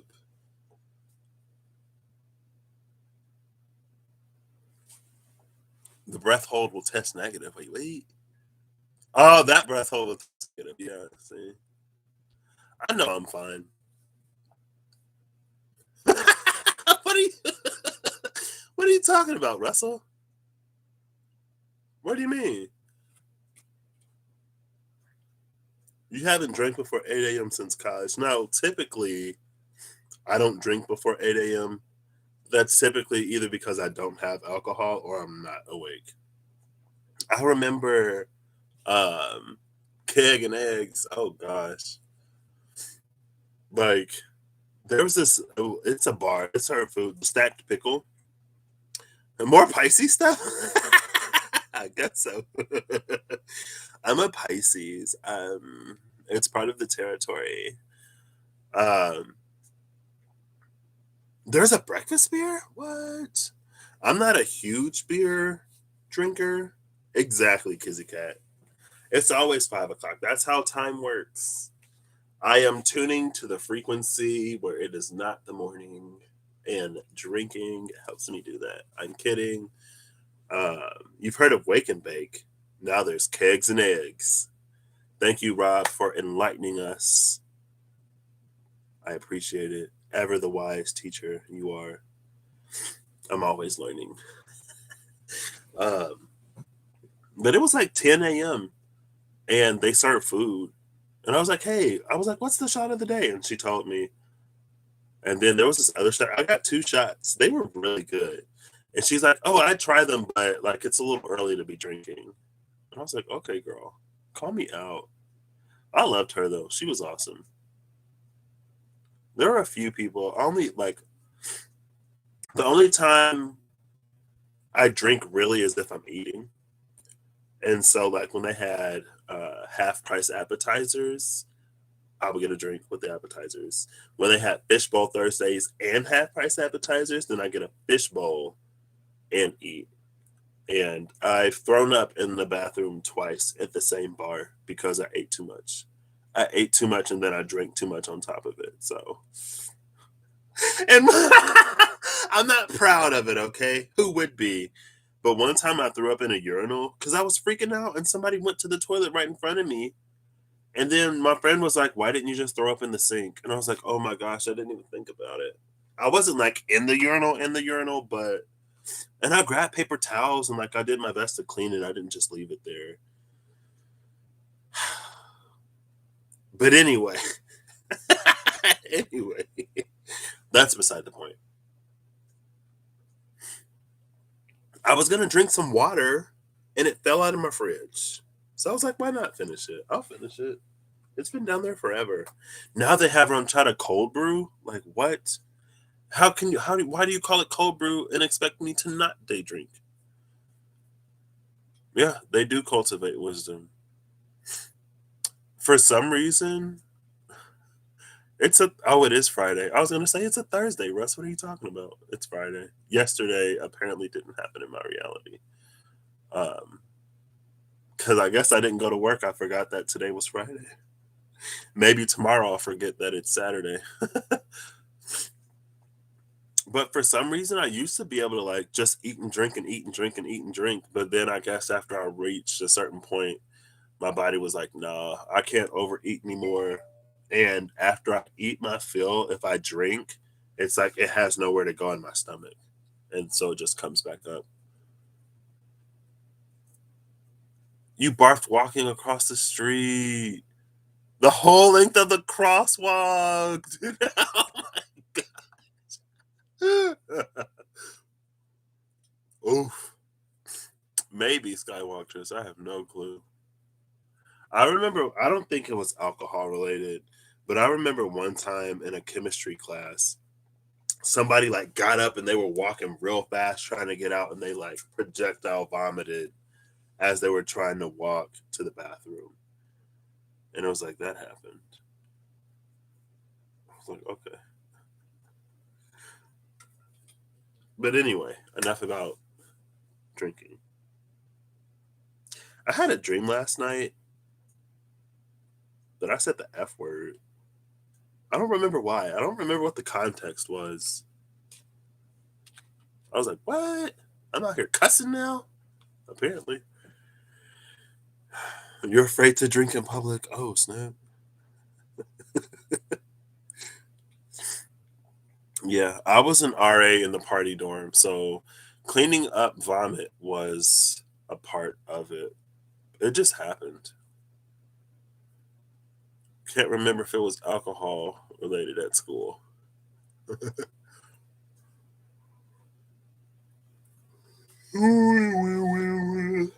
Right? It was a single F bomb, just one F bomb. Maybe I was just like F yeah or something like that. I don't remember. Maybe I was. I remember being hype. I was hype. I was excited about something, and I was like, "This feels like an appropriate word to use in this context to express the amount of excitement I have," and I went for it.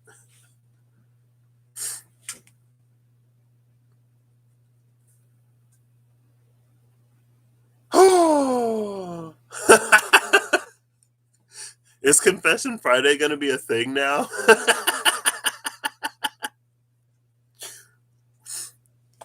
We still love you, Kizzy Cat, and support you just as much as we did before. Thank you for sharing that with us. Also, Rob, thank you for sharing. Welcome to Confession Fridays, apparently, where It's all love. You know what I mean? Now, like if you murdered somebody and I'm like, you probably shouldn't have killed somebody, don't come at me saying, like, well, what happened to the love and light? Like, you're supposed to be accepting of me on Confession Friday. I'm not your pastor. I'm not your minister. I'm not your father that you go to confess to. Now, I ain't necessarily going to hold judgment, but at the same time, I'm not necessarily going to condone everything either. You know what I mean? Like, if that's what you're looking for, go somewhere else. Harassment. Probably a good thing. You know, too much barf makes one want to do the same. Anyway,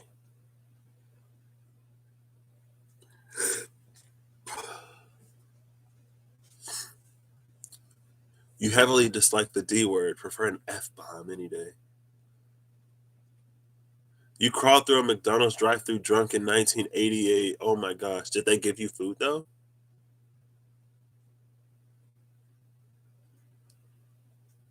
Or no? I know a lot of people do. Not a lot of people. I know some people do. Um, and I don't mind it. I know like only one person that I maybe someone else since then. But I remember the first person, it was like 2 or 3 years ago. He was like, I just noticed that like you never say any cuss words. And I was like, what? Like you're the only person that's noticed. I tell other people and like, yeah, you do, you cuss. And I'm like, no, I don't. Like, when have you ever heard me say any cuss words? Now I did say one to one of my old buddies because I was like, if anyone's got a problem with you, F them. And I felt so scandalous. And it was like last year. So, and then he was like, so do you mind if I cuss? Or like, should I not cuss around you? I was like, I don't care if you cuss. I just don't.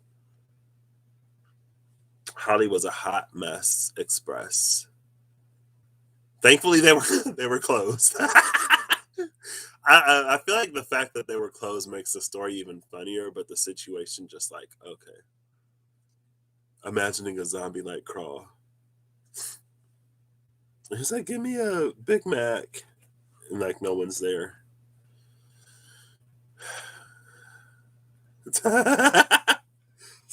See, but that's the balance that we maintain, right? That's our equilibrium, our synergy. Rob does it for me. I'm just playing. Like the one Burger King lady, was it Burger King? Where she like pulled up to the drive-thru and just went like berserk. Okay, all right. I do need to wrap this up though. Eventually, you swear, but not often on YouTube. You love swearing. I feel like I do. Swearing correlates to honesty. That's what people say, and I'm like, well, just because someone swears a lot doesn't mean they're honest, though. And I so does that mean I'm dishonest? Does that make me a liar? Everything I say is a lie because I never swear. I think some things people like come up with to make themselves feel better. I think some things are also true. I can see that being true. I can see it being linked to like there's some kind of correlation to a lack of filtering oneself. And so if someone swears a lot, it's probably, we would assume it's a lot more likely that they give you their honest opinion. They'd sugarcoat less. They would probably not necessarily be more blunt, but they wouldn't like, they just tell it how it is. So I see that. And I just have to make myself feel better and more like honest because I don't swear. So I have to tear down people who do and not have them exclusively have honesty. Thank you for giving me that moment to check myself, Mr. Odinson. Sir Professor Nordplow Odinson of the Norse. Sir Professor Nordplow Odinson Skywalker of the Norse. Sorry, goodness, I forgot. Your title gets longer and longer. Sir Professor Nordplow Odinson Skywalker of the Norse. Thank you for enlightening me yet again. All right, Rob. I told you that you get a choice. The choice and the floor is now yours. And it's not honest, but more the blunt part.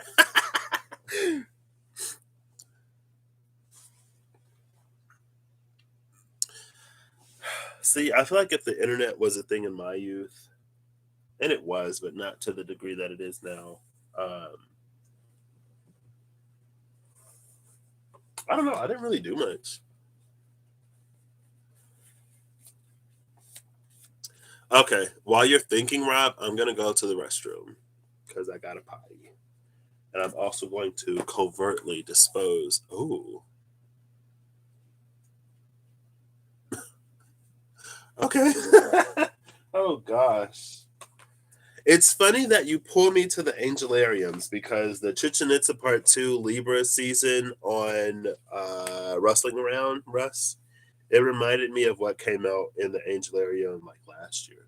The whole story that was coming out. What youth? What do you mean, what youth? I was younger, right? Yesterday. A second ago. 2 seconds ago. Look, I'm wearing pants. I'm wearing jeans because I was going to do water today. Um, but I was going to go to work. Didn't happen. Okay. Refill your coffees. I'll be back. Woo! The plumber arrived. Rust will be clean soon. The stankness will be a memory.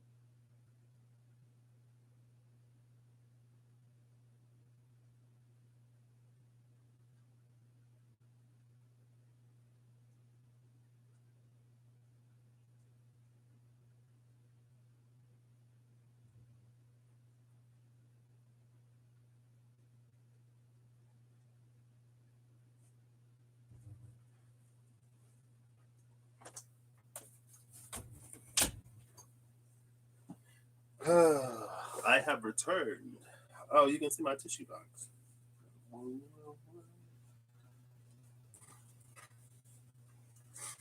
Today is one of my cousin's birthdays. He's a Libra, if you couldn't have guessed. Oh, have no fear, Virgo. Intuition is here. Avalon Mystic. Ooh, okay. I'm back. Nothing holds back the hate inside me, Holly. Wait, the backyard.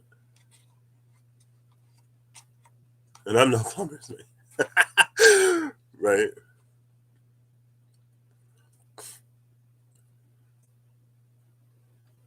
Shayna's like 60, but wears it super well. I'm almost 30. You know what I mean? Sometimes, sometimes it's the transition to getting older that makes us feel even older. And then we feel younger after we make that transition. I don't know. I'm being weird. Not being weird anyway.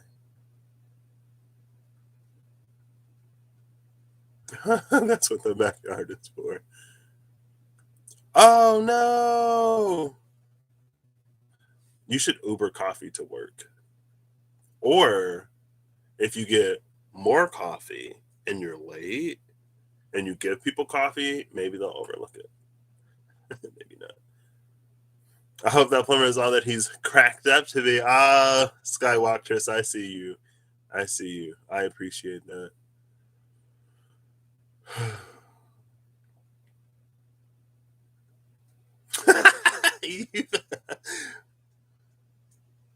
Russ is a Libra. At the same time as me? Wait.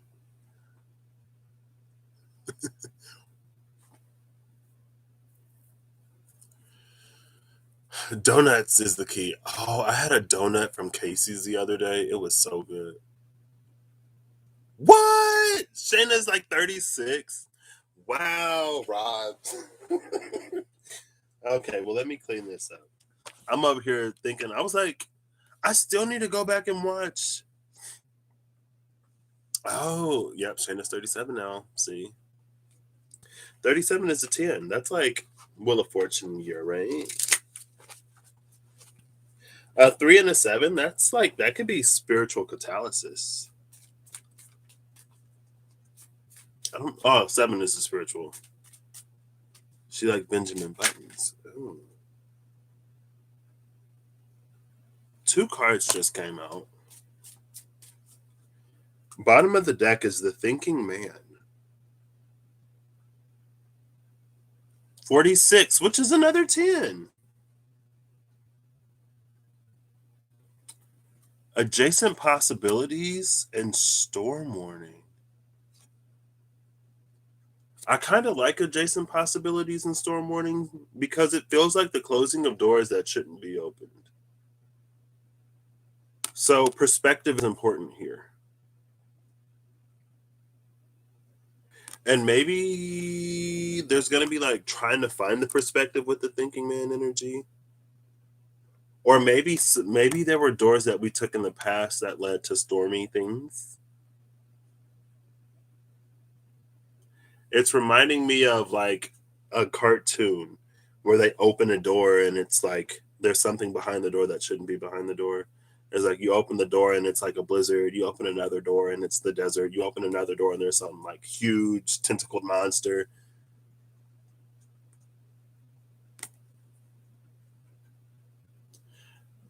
This feels like reflection. This feels like someone going in their own internal landscape, opening these doors and reflecting on past things, trying to get like some kind of information or knowledge or wisdom or some kind of lesson from it to move forward into something new. There's 2 10s here. 46 10, a natural 10, and then the 24 6 in between.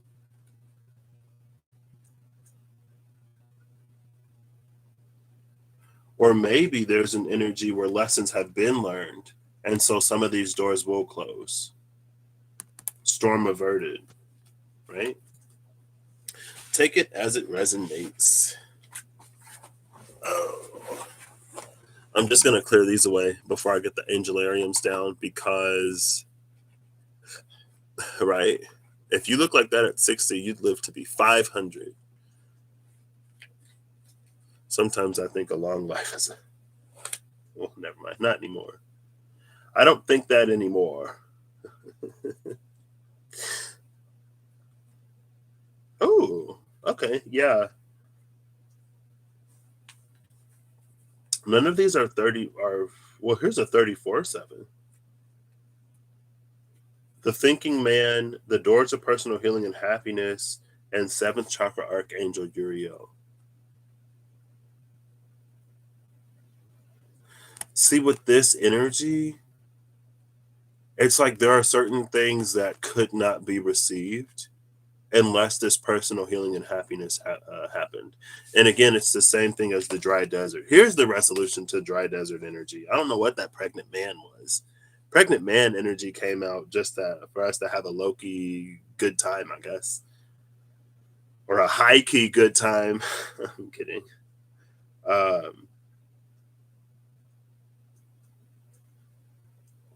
But this is the energy of that resolution. With personal healing and happiness, that's why the doors are closing on those things that lead to storms.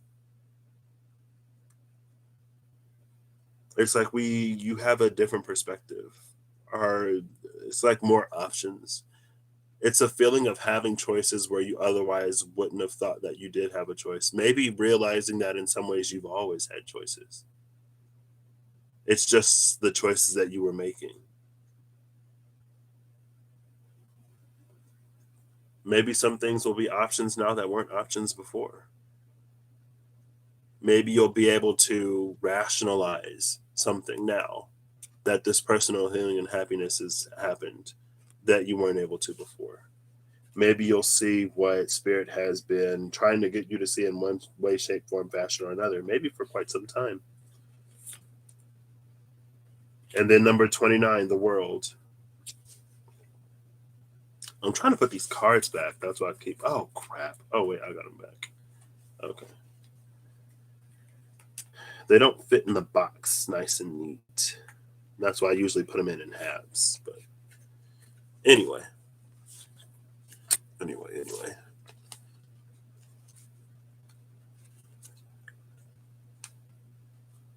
Oh, snap. Excuse me. Apparently, I'm doing that today. I'm reading things as you're reading things.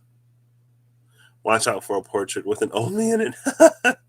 It's like, this looks like Shayna, but like, if she were older, like, what? Who is she? Is she a time traveler?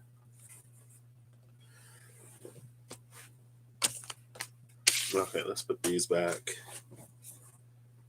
Now, it'll have to be an Angelarium light, because again, I don't have too much space. I got all this still here. I didn't clear it off. I don't feel like clearing it off. But what are the Angelariums for, Rob? Are they for you? Are they for Libra season? Are they for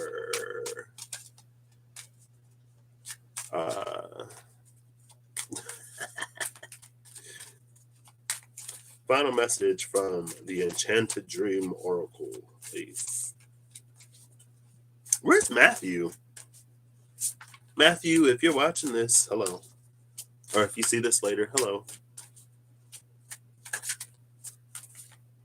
Oof. See, I just like do stuff. I'm like, whatever wants to come out, we'll roll with it. It's probably a follower. Right. You got to be in the restricted section of the library to find it, though. It's a well kept secret. Or it was a well kept secret until Rob spoiled it. We have a 52, 53, 5, 40, 48. So there's a 4 5, numerological 4 5 in the 40 to the 5. There's a 52, 53, which is a 7, 8. And then there's a 12, which is a 3. Oh, there's a 3, 4, 5 here. 48 is a 12 is a 3. 40 is a 4. 5 is a 5. And then we have the 52 with the 53 at the bottom of the deck.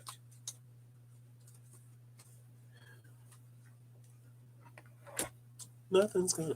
Oatmeal. Oh my gosh, I want some oatmeal. Oatmeal sounds so good.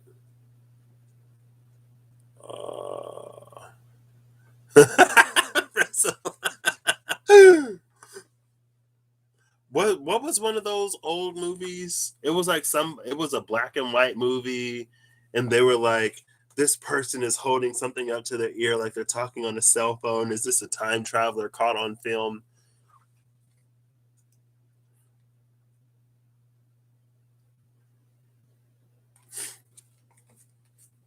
So we start with the wishing well.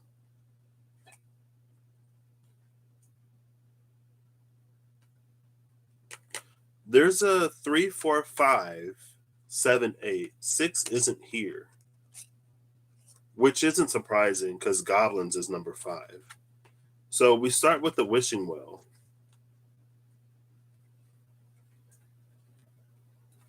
which looks like it reminds me of the lady in the dry desert wishing well. There's a full energy with this mask.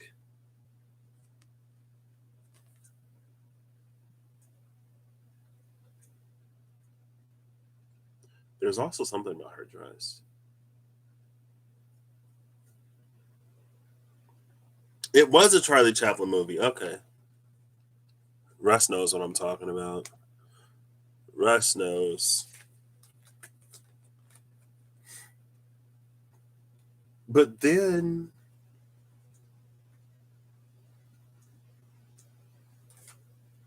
there's some kind of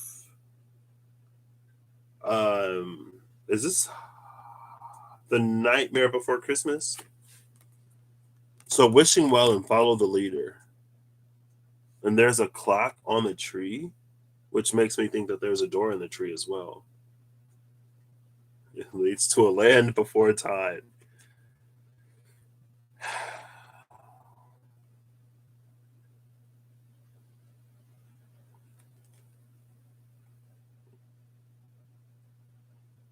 This is funny because when I was looking at the Solitude card earlier, it reminded me of Brave in Merida, where she followed the will-o-wisps to the witch's hut in the middle of the forest or whatever.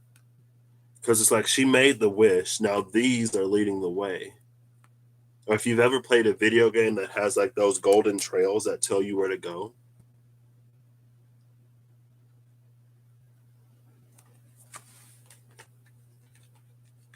But it leads you to goblins.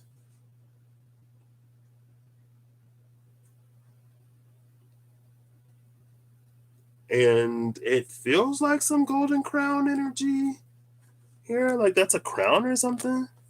I don't know if the crown is bait or what. I don't know what these goblins are up to. But it feels like the goblins are the reason why the 6 is missing. That's something to be discovered here. What, Patrick? What? No.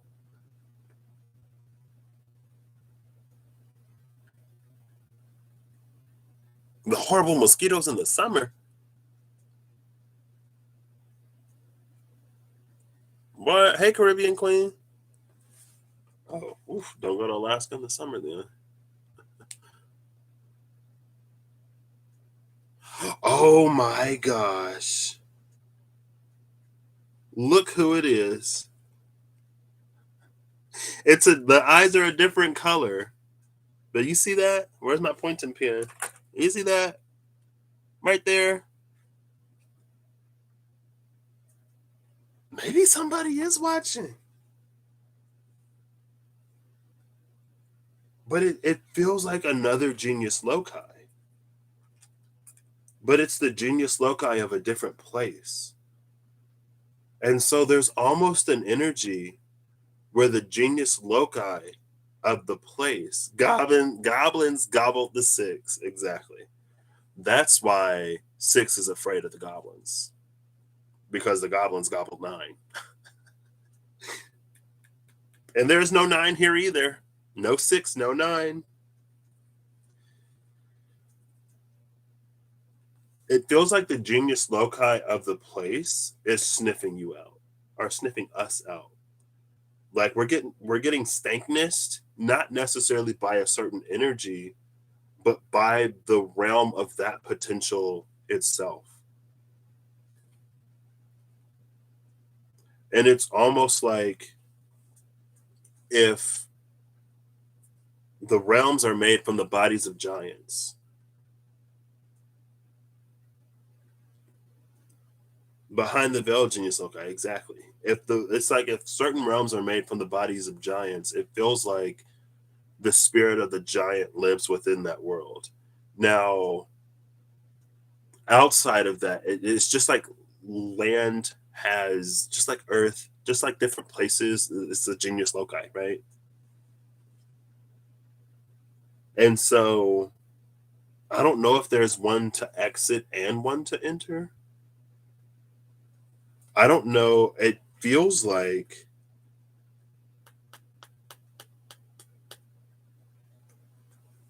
I don't know. It's the genius loci.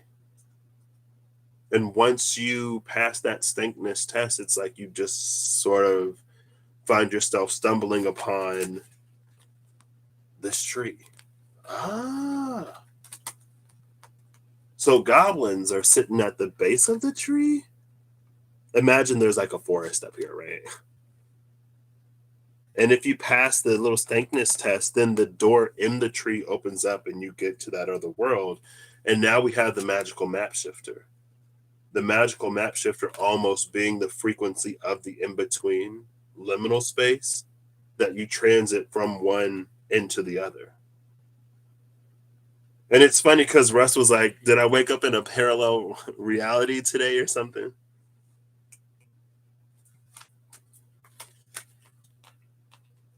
See, the clock on her chest, the clock on the tree. Well, it's a compass on her chest, and it's a clock on the tree. And then listening. I found the 9.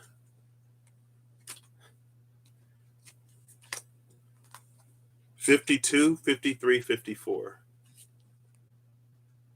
The 9 was behind the 8. So goblins didn't gobble the 9. 9 was exactly where it's supposed to be.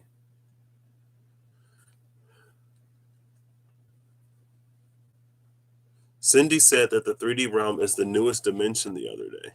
I can believe that. Like the Norns at the base of the Yggdrasil. I'm feeling Dolmen energy with this. Dolmen is the last name of my boss. It's not spelled the same, but it's pronounced the same.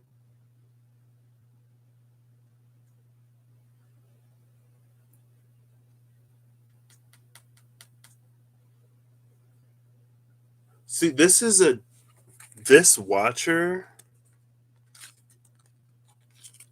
again, like we don't know what happened at the 6, but there's 6 cards.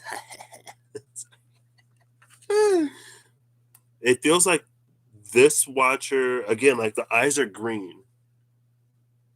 Oh my gosh, what? What? There's a second watcher in this card? Apparently, I'm not looking at these. There's a watcher here and a watcher here. This is the one I saw at first. Now there's this one. Like, what the? But it's almost like since their eyes are green, you get the go. Like, you get the green light, right? The watcher in the Dragon's Lair card was red. The eyes were red. And so that's like, stop. And so it's almost like this energy now is going to like, it's doing this. It's leading us to it in a way. And it's encouraging us that we can make the shift or transition or whatever. It's been listening, it's been watching. Not necessarily because it's almost like it's just the nature of that energy.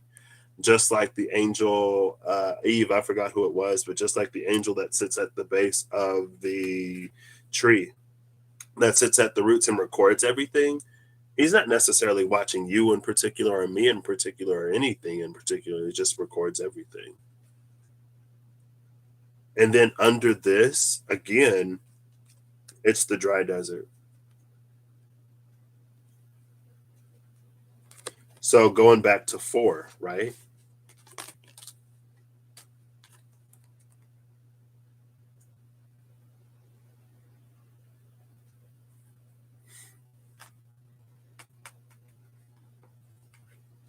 I was like, this lady reminds me of the, I don't know. It's like if you keep going, eventually you'll find the way. You'll be fine. It's been 2 hours. What? Okay. That was cool. I like that. That feels nice. See, I like stuff like that, right? I want to be like meh, meh, meh, meh, meh, all the time or anytime. It's the angel of Google algorithms.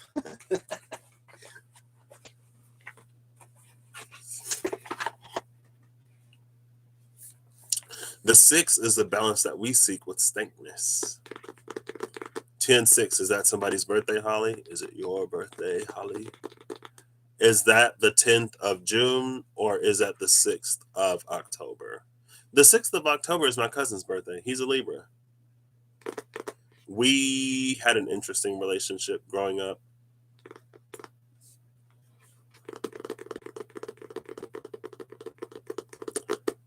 See, that's the magic right there.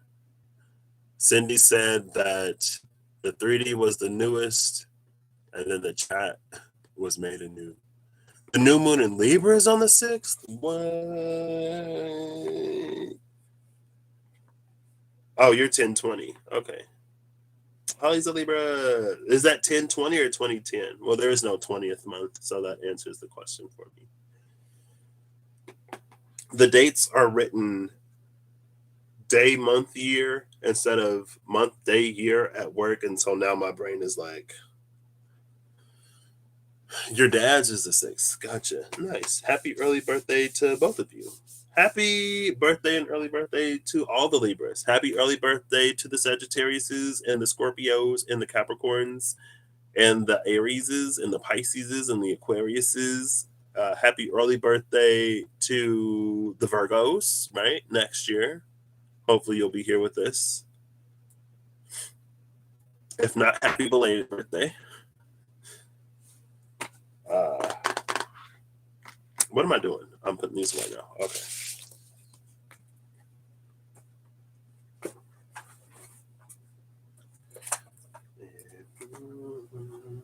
Speaking of Aquarius, the Tower into the Star. With the 5 of Wands into the 6 of Wands under it. And Temperance into the Devil under that. This is interesting. Because again, we have that energy where they're back to back but looking at different directions. He's looking at the Tower into the Star. She's looking at Temperance into the Devil. It's interesting because it feels like, in a way, like she's already celebrated, right? So this is an energy that she can handle no problem. And it feels like he is being recognized for what he's like recently accomplished. Like, you've survived the tower and made it to the star. Here's a laurel wreath to congratulate you.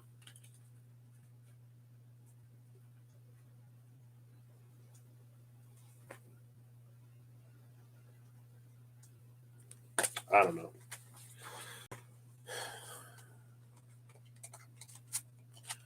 Because a single day is not nearly enough. I tried a birthday month for February. I have a friend whose birthday is October 31st, and she celebrates her birthday all month. So your birthday, Russell, is her birthday. Your birthday, Holly, that's her birthday. If you're born in October, that's her birthday. I'm just playing. She does do that. It inspired me to try to do it last year. I did do it last year. Or this year. Last year, like this year is over. Side everyone else, it's Libra season.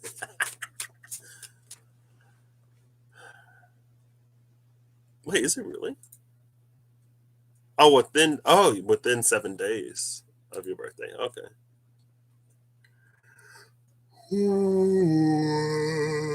Hey, EP. October is a good month. It gets pretty cool in October.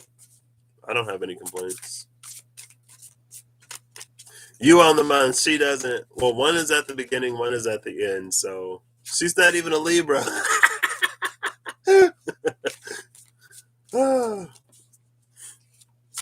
I guess she said October is for the Scorpios.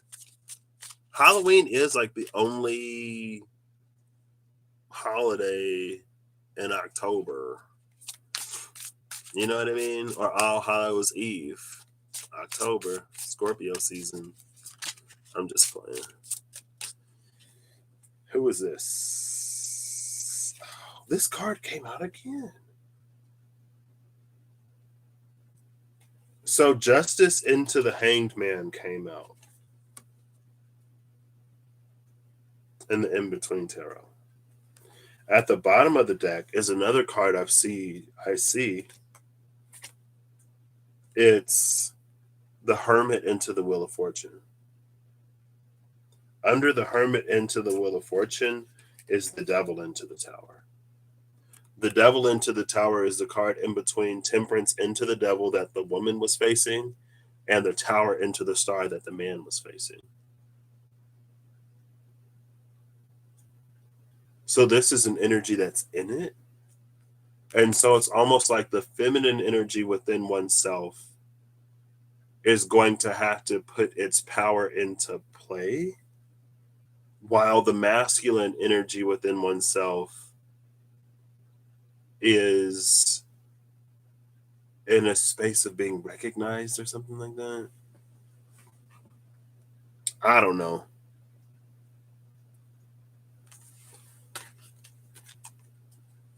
Justice into the Hanged Man.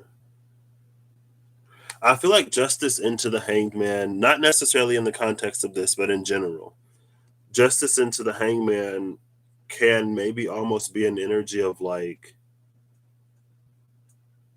see, yeah, that's this energy then. That's this energy. It's like, know that like justice will be had one day. Like if you're falsely accused, if you're experiencing that which you should not be, it's almost like a bear it, a persevere, a push through, because it will be rectified someday in a way far greater than you have the ability to comprehend right now. And so it's almost like while the hanged man will be like hanging from the gallows, this is like the hangman internally, and it's going into the Wheel of Fortune.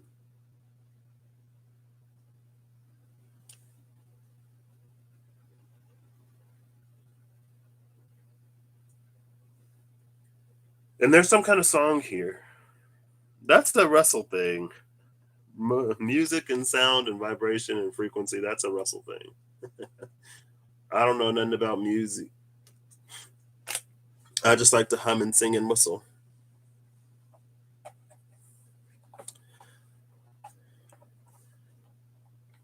Ooh, you're going to the Mayan city of Mayapan. I think I heard that in your video for your birthday. So we can all have some fun with the energies. Yeah, because you said you could touch the stones there.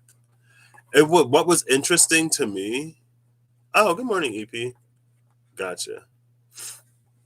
What was interesting to me, especially after the story of what transpired within the realm of the energy of Chichen Itza, it's almost like maybe that's the reason why you can't touch the stones there, because of everything that's happened. And it's not to, maybe like that site is in a space of like purging, and like it's making itself anew and to be touched, maybe not by you particularly, but to be touched by human hands right now as it's rebirthing into its 13 frequency might lock it more into the 12 or delay its progression back into the 13. I don't know. But you can touch them at Mayapan. I heard that. You said that, right? You said that, right?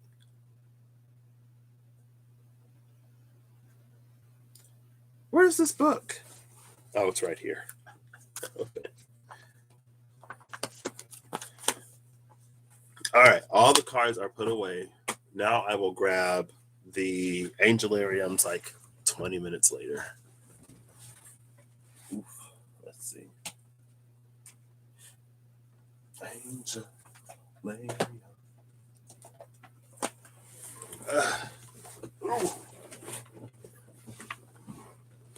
I don't like strangers touching my stones either.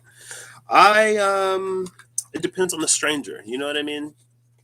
If the aura is right, It's like, yeah, sure. Why not? If it's not, then it's like, yeah, no. Maybe a stranger touches your stone and then you're like, have we done this before? And there's some like past life realization, like all of a sudden memories come flooding back. And you're like, whoa. I don't know. Anyway, it was a habitable city. Chichen Itza was a sacred space for ceremonies. That makes sense. And that sounds like something that more indigenous people did. Because I think I've heard someone say that, like, Sedona used to be a sacred space, and that's why nobody lived there. But, you know, people live there now, and it's all touristy and everything. Maybe the times changed. Maybe there's a certain, Cephalidus, Angel of Dust. See, here's the first trio, since I knew you were curious, Russell.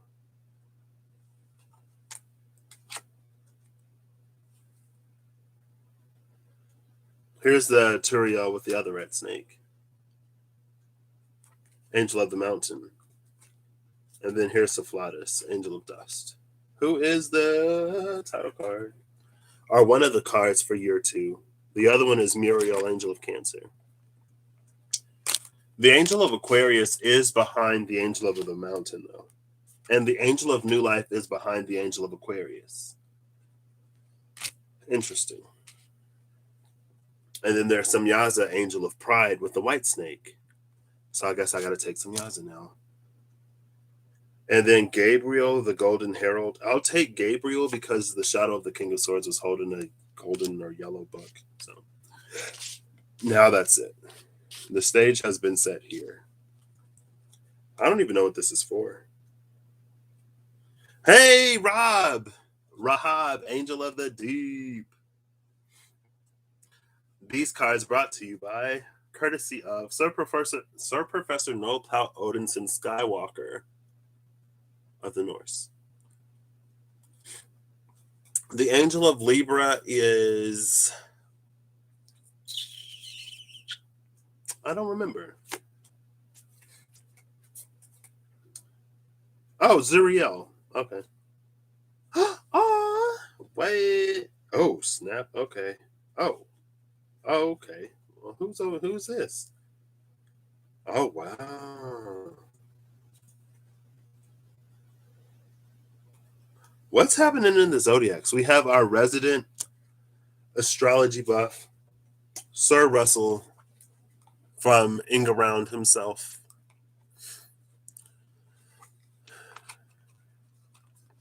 You have a special connection to Gabriel. Well, glad to see he has made an appearance for you. What hath been wrought on that fiery hilltop? Those statues of men whose names the angels forgot. I'll tell you what happened. Watch Chichen Itza Part 2 with Libra season, and you'll know what happened. And they said, humanity is doing some weird stuff right now. Put up the veil. We can't, no, we ain't dealing with that. We'll let them get this sorted out, and then maybe we'll revisit this in a couple millennia. I'm kidding. Anyway, the moon is in Taurus, I believe. I'll show you the Angel of Libra after I do these, Russ. Or I could always just send you a picture if you have to go before then. So the Angel of Libra came out in between. So it's the Angel of Virgo, the Angel of Cancer, the Angel of Libra, the Angel of Sagittarius, and the Angel of Scorpio.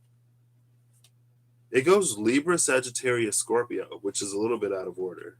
And then Cancer comes instead of Leo for Virgo.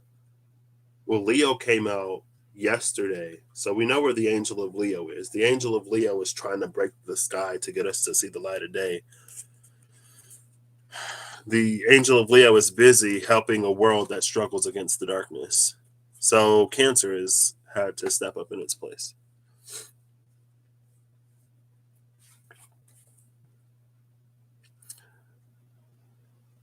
The number one song in heaven, where Gabriel plays his harp. Ooh. All right. Now we'll go to Angelarium Oracle of Emanations. They were supposed to make an Angelarium Oracle of the Watchers, and I pre-ordered it on Amazon, and then it didn't happen. But then the year twos came out, so you know. And then the year one came out, so you know. I try to leverage and manage my disappointment or whatever. Okay. So who from the Oracle of Watchers presides over this? Who is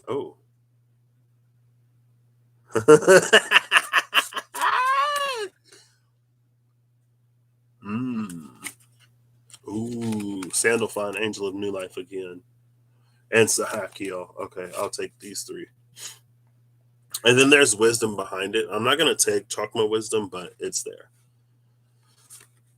So Matariel, Angel of Rain.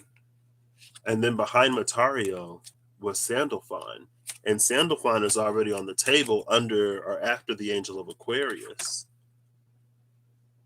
And so Aquarius is coming out with the Angel of Rain energy, I guess. And then Sahakiel, after Sandalphon, is Semyaza, the Angel of Pride. So the Angel of the Sky is coming out. Well, we'll see if they coordinate like that. But Robert. I don't think I've ever called you Robert in my life. Oh, goodness.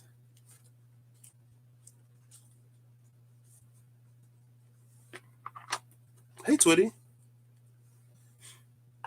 I feel like I haven't been live this long this early in a minute. I got up at like 5 today. Ready to go to work. Bright-eyed, excited. Goodness. So the angel that came out of the Angelarium year 2 was Cephalus, Angel of Dust, right? The angels that came out of Angelarium Oracle of Emanation is Hasmet, Angel of Annihilation, and Netzach, Right Leg, Endurance. So we got the Angel of Dust, the Angel of Annihilation, and the Angel of Endurance. So, this reading brought to you by Rob Odinson. Partially sponsored by Rob.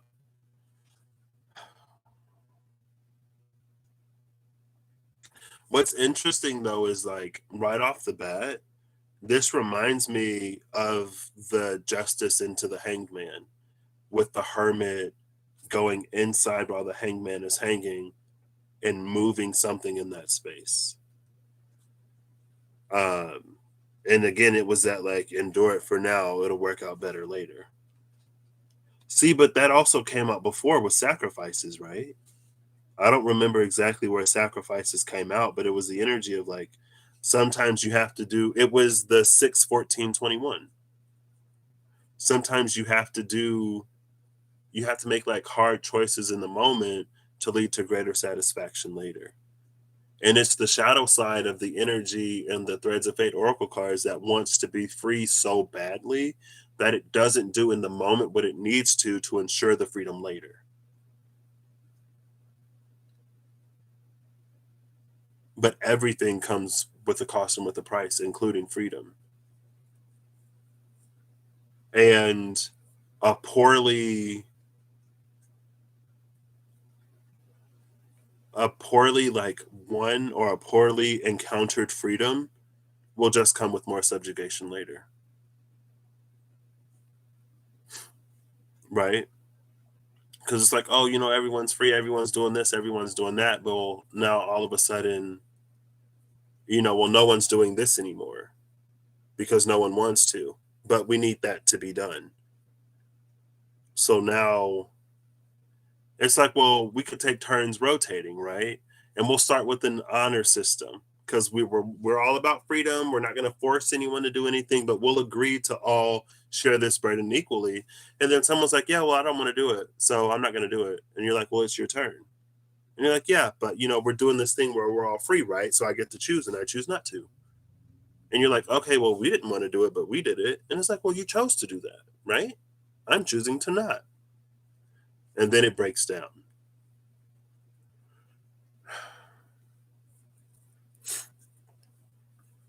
And and I think that's part of what we kind of that's part of what we don't necessarily account for or calculate for or predict sometimes. And I guess it takes me back to the energy of like, what does a world in transition look like? What does a collective in transition look like? And also the space of like what needs to be done to ensure that the age of Aquarius is sustainably everything that we wish for it to be. Because just like illusion was rampant, just like, we've had systems and people present themselves as one thing while they're secretly something else and maybe sometimes nefarious, like the shadow of Neptunian, Jupiterian energy with Pisces, we can get the shadow of Aquarius too. It's on choice, it's on people, it's on us.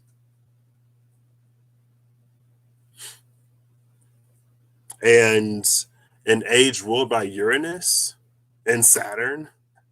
It's funny that we move from like an age ruled by Neptune and Jupiter to an age ruled by Saturn and Uranus, and people are like, "Oh, it's going to be great. It's going to be amazing. It's going to be everything we wanted and wished for." Jupiter and Neptune couldn't give it to us, but Saturn and Uranus, they'll give it to us. I'm like, okay.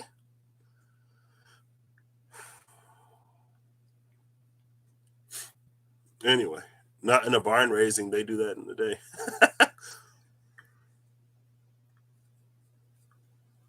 And I think that positive possibility. Hey, Corey, how you doing? I think that positive possibility, at a certain point, it doesn't serve us because there are things that need to be done, right? But that was all personal stuff. Let me read these and see what these have to say. So, Cephlatus, angel of dust. Cephlatus built a growing collection of halls and spires that cracked the desert horizon, each one its own jagged landscape. Every day, men would witness the angel's latest creations, and each night they would cheer as he brought them down. As this cycle became commonplace, the only fanfare came at their destruction. It's the energy where we stop celebrating, creation and start with the destruction or whatever. Let's do Hasmed first. Oh, I got to read these from the book.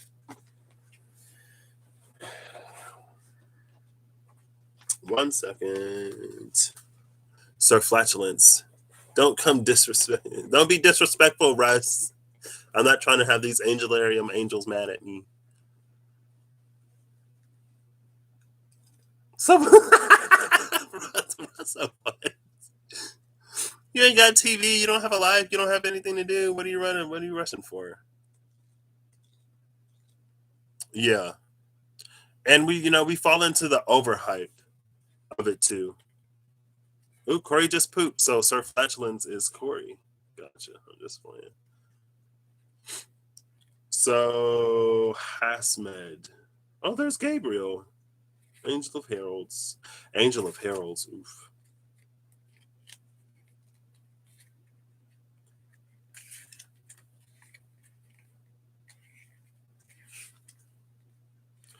It does though feel like something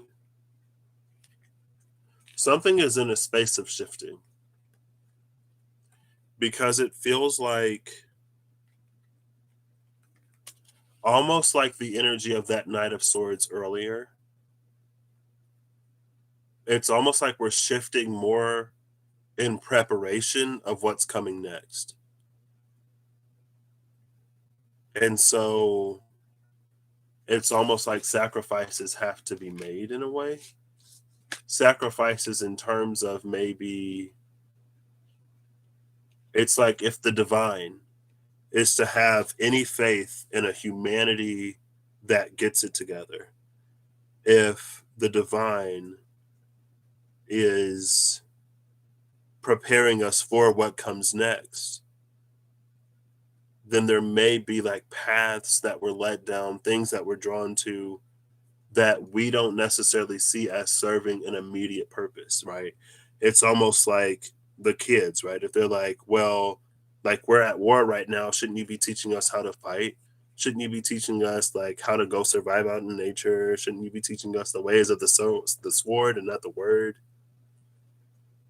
And it's like, well, our parents are fighting.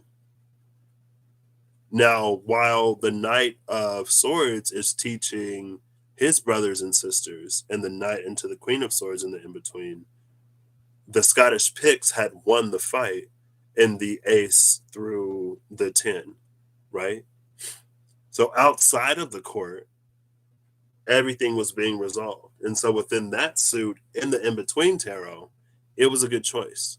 Because, and I think that's another thing that happens. It's this thing where sometimes we as people, because of everything we've had to endure, it's like it becomes our natural state. So we don't know how to sit in peace. We don't know how to be peaceful. We don't know how to be loving. We don't know how to be in an energy where everything is provided to us and we don't have to worry or stress or like overwork ourselves or sacrifice things that aren't for us to necessarily sacrifice. We may not necessarily know what it feels like to be taken care of and to not have to worry. And so what do? When we don't have to worry, we worry anyway. We create things, we create problems, we create troubles, and we create strife where there doesn't have to be any. Some people get bored.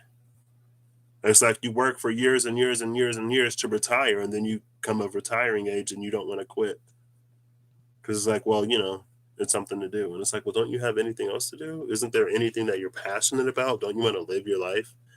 And it's not that you can't be passionate about the work that you do at all. But it's just like, it's something to fill up time. Yeah. And so at a certain point, it becomes self established and self created.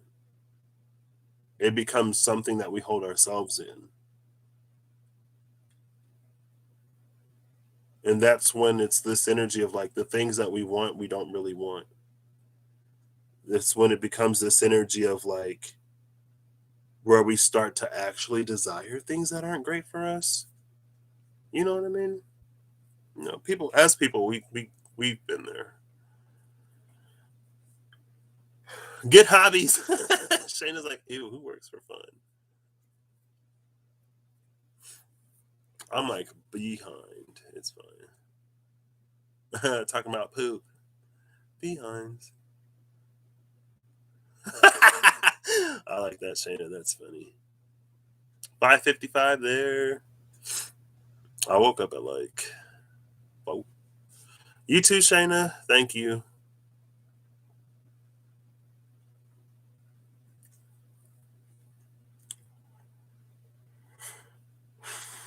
And that's almost the thing about Netza too. It's the energy of an invisible burden, almost like carrying things that we don't even have to carry, which the angel of annihilation has come to take.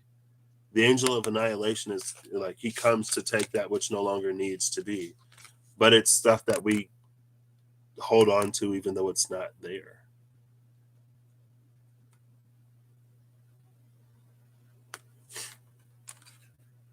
And again, it's that energy where it's like you can take the prisoner out of prison, but you can't take the prison out of the prisoner or the ex prisoner. I mean, if you talk about like PTSD and stuff like that, it's like it's something that puts you right back in the moment, even though you're not in that situation anymore.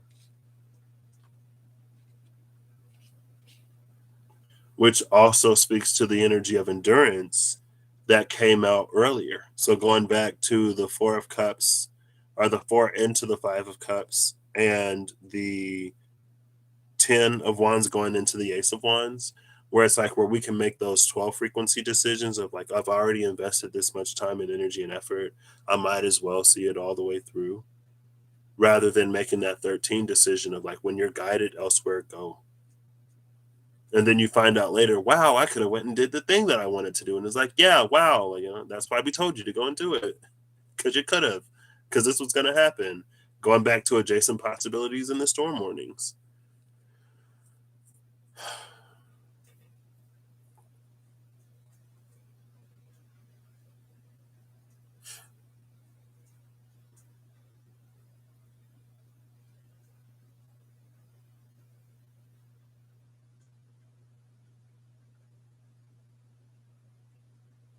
So I'm going to read these two because there's something between the angel of Aquarius and the angel of new life. Oh, okay, that makes sense now. I mean, I guess it made sense before, but it makes more sense now. I had to grow and develop myself to understand why things would be this way. I was like, excuse me, like what? And they're like, yeah, and I'm like, well, that's not fair. And they're like, get over it.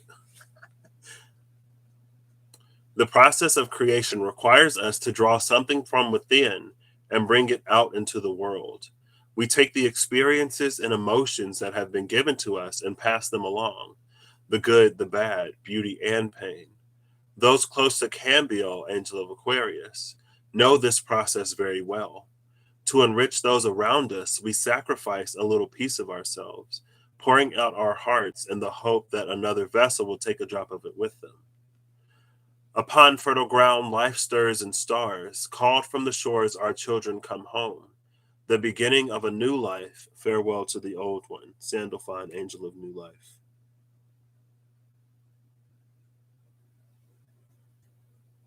And it's that beginning of a new life, farewell to an old one energy. Whoop whoop, that was quick. Hey, you wanted it done quick, and it got done quick. Shout out to the plumber. Shout out to the plumber for doing his job.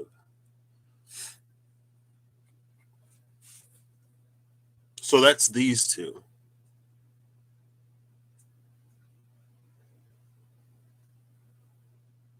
And then we still have Semyaza and Gabriel. Well, the Golden Herald, that feels like this comes over here. These two, so Turiel and Semyaza are together.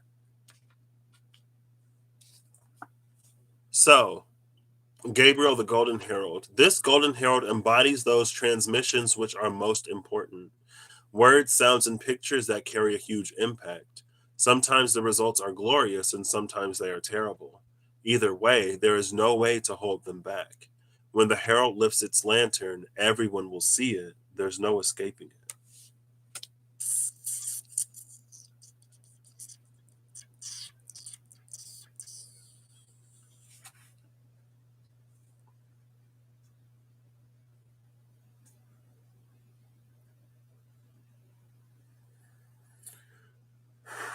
Later, Eve. Thank you for spending like over 2.5 hours with me.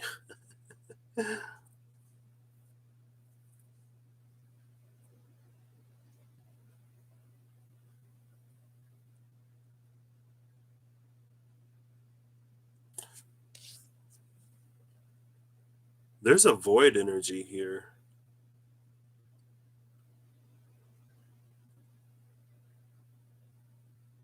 Oh. See, before it looked like um, there was a hole in I guess that's the lantern of Gabriel, and there were different orbs. None of them are here. I'm surprised Netza doesn't have one.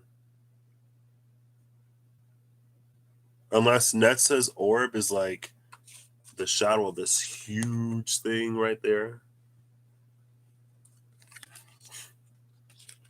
Maybe it is because it's the angel of endurance, so maybe that's the size of its orb. But then it almost feels a little Sisyphean in nature. That Sisyphean task, right? You push the boulder up the hill and then it rolls back down.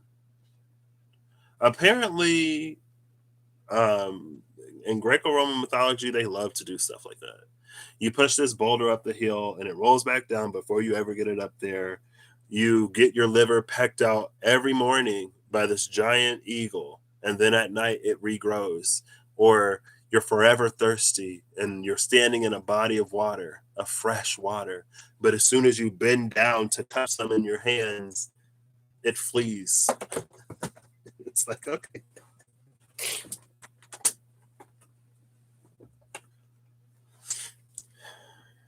Now that's endurance, not necessarily for anyway. Yeah, I'm glad to hear it. Now you can shower. No more stinky Russ. Oops. But I feel like there's a Ganunga Gap energy here because of the Ganunga Gap room. It's that diamond, right? And there's like two of them. And the lantern is another one, but it looks like there's an absence there, but it's actually in there. It's just like clear. It's prismal energy or prismatic.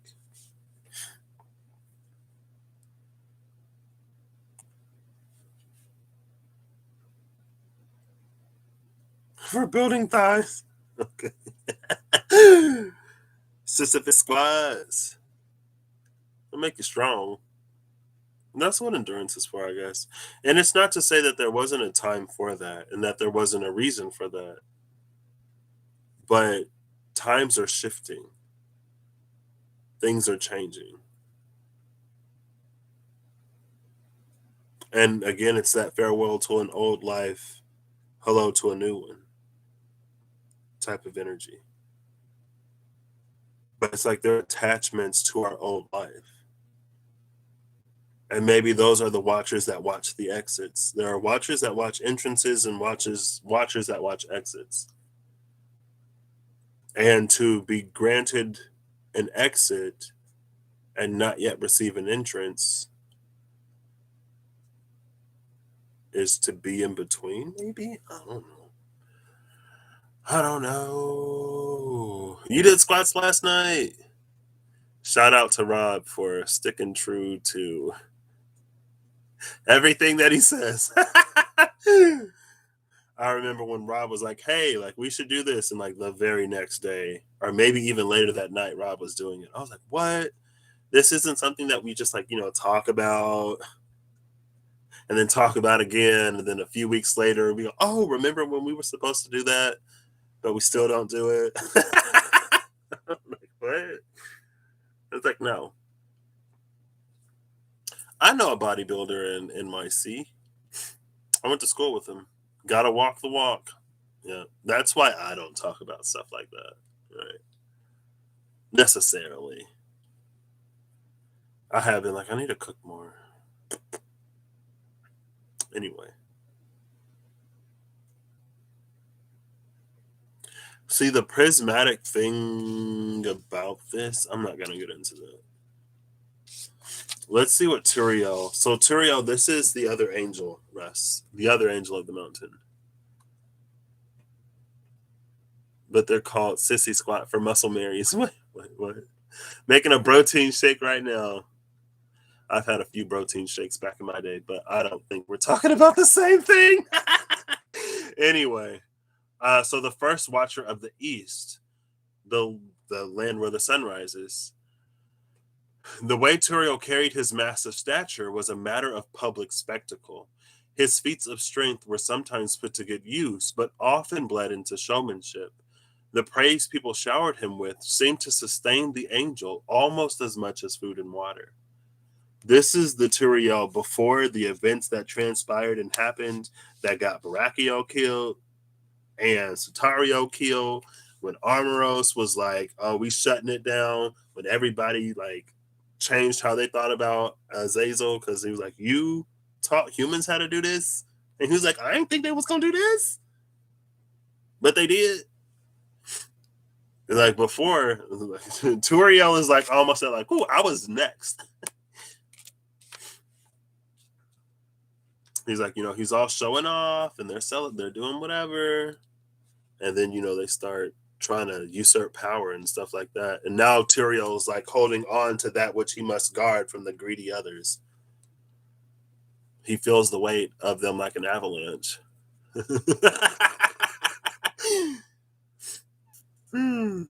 He was a barista with barrel mustache and would tear phone books for the customers. What? Did he get tipped extra for that? I would. Oh,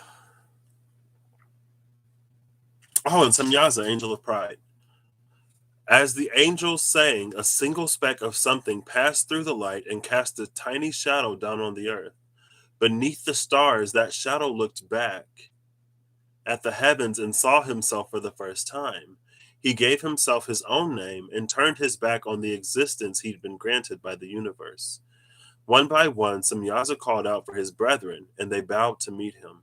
He was the giver of names, Lord and King. There was to be none before him and none after. Gabriel is with Samyaza. These two are together. But this energy also follows, well, it literally came right after Sandalphon, right? Sandalphon, the beginning of a new life, farewell to the old one. And, excuse me, beneath the stars, that shadow looked back at the heavens and saw himself for the first time. He gave himself his own name and turned his back on the existence he'd been granted by the universe. And then here's Gabriel with like the book, and I was like, I'll take Gabriel because the King of Swords, the Shadow of the King of Swords, was reading that book. And the so in the blah blah blah blah. Okay. So that's this. All of this is this. Turiel then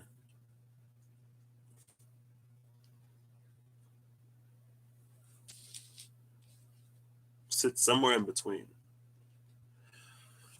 I still have the cards at the bottom of the deck.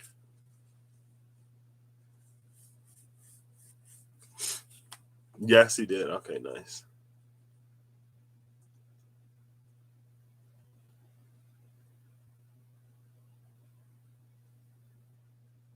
Matariel, Angel of Rain.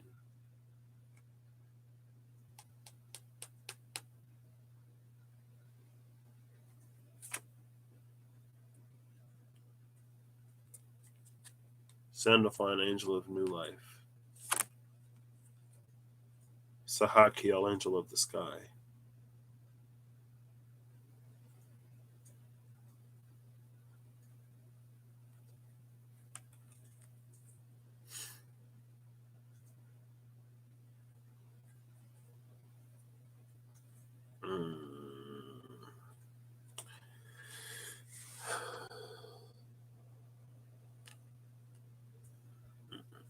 So this follows the 3, 4, 5, 6.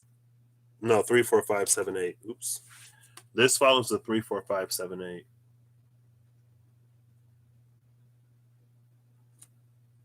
Especially with Sahakiel, Angel of the Sky. It feels like something is being loosed or something is going to be loosed. And then we'll really be in a space of making choices. With the Angel of Rain and the Angel of New Life.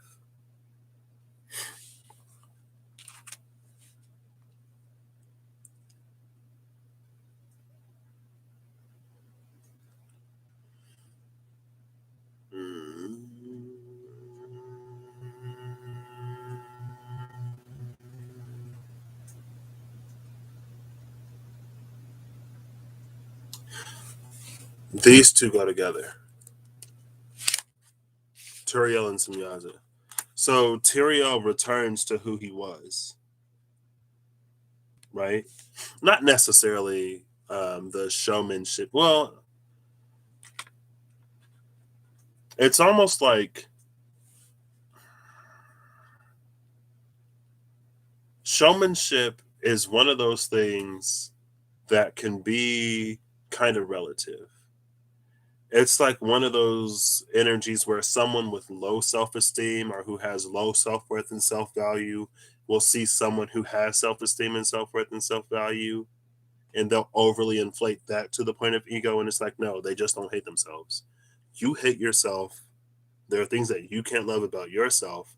And so if you see someone who doesn't have that same burden, it's like, oh, like now they're showing off, they're doing this, they're doing that. It's like, no, they're living their life. It's not even all that.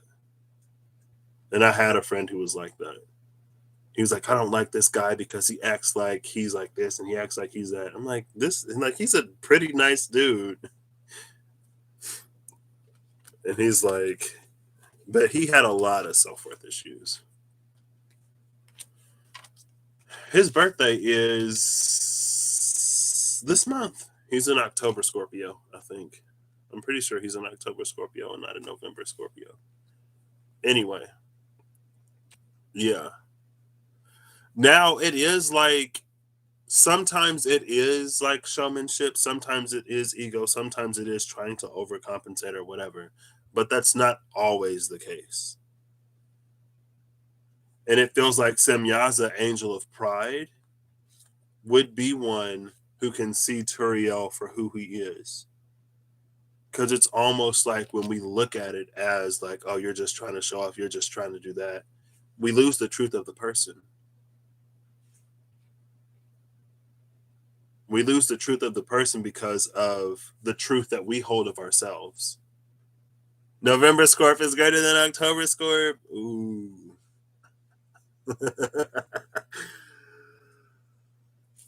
Oh, there's Louise. Did you hear it? I got a cough. Oh, it's fine.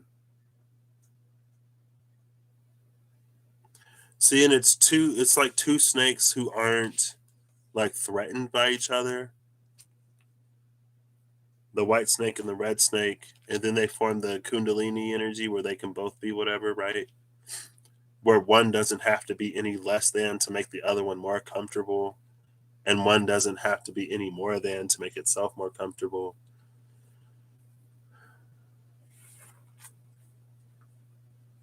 Oof. Sorry. I'm not really sorry. It is what it is. Not this time.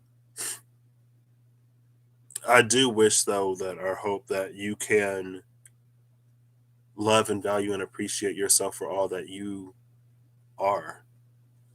Um, and again, I think sometimes, especially in a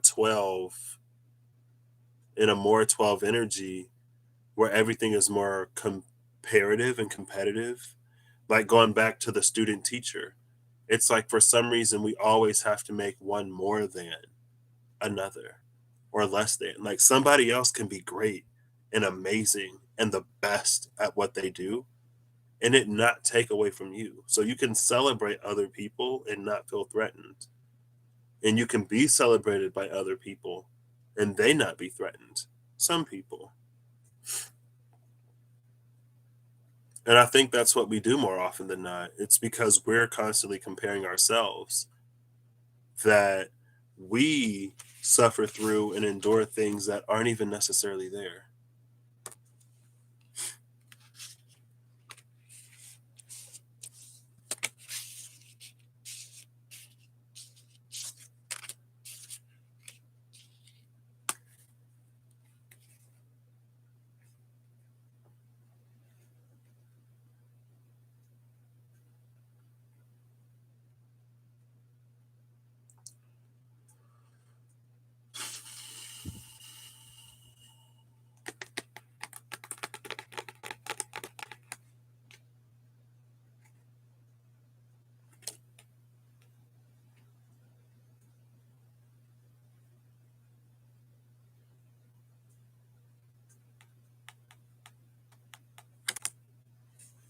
And I don't know if these are coming off or if they're already off.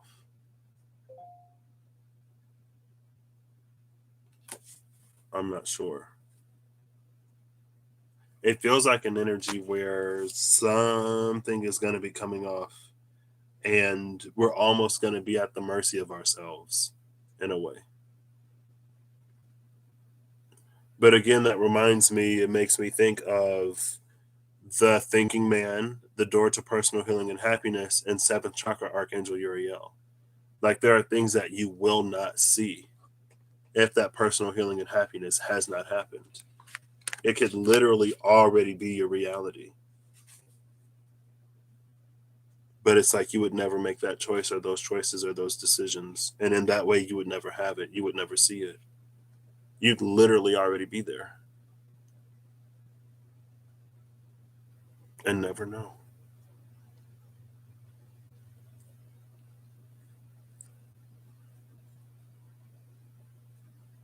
And it's an energy, it's almost an energy of like, well, why can't we see and value and appreciate and love the things that we have and the people that we have in our lives while they're in our lives? Why do we have to wait until they're gone to find any of that,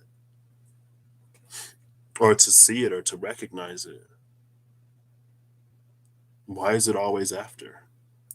And it reminds me of the Eight of Swords and the Nine of Swords in the Tarot of Dreams. It's because we're constantly protecting, constantly projecting. We don't see it until it's hindsight.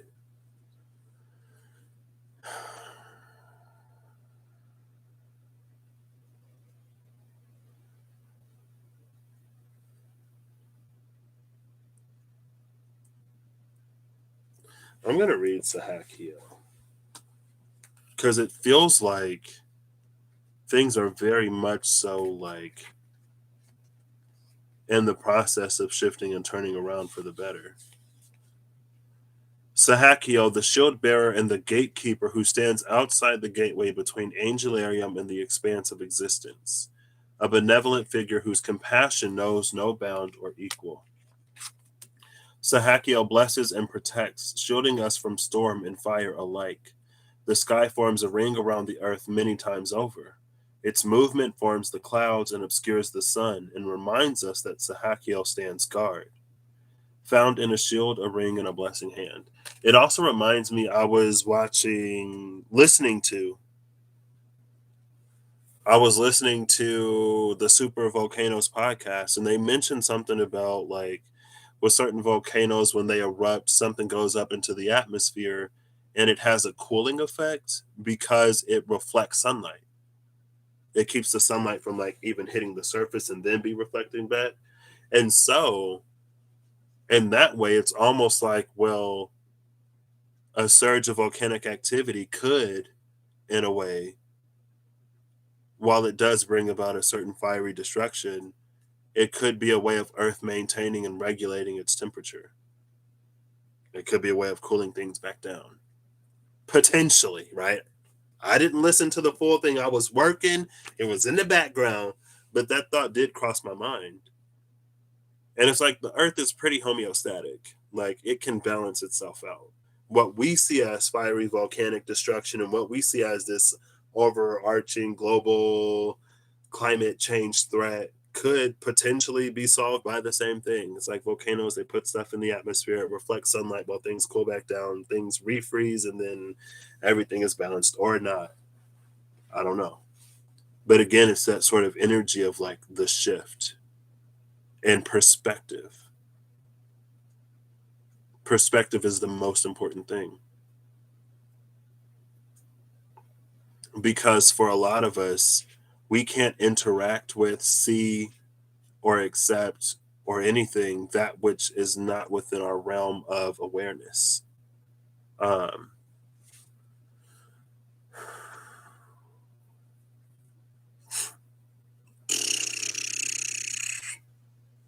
the global dimming effect. Okay. See, I didn't even.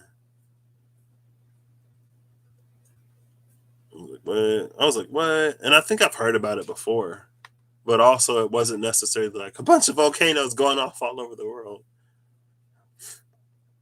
Maybe, right?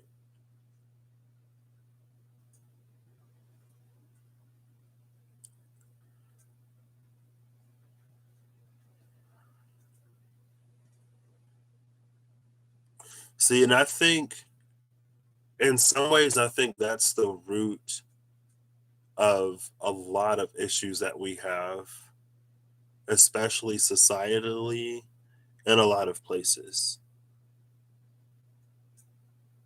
It's that we only really know comparative worth. For us to feel good about ourselves most of the time, it's like, well, think about this, like this person has it worse than you, at least you're not them.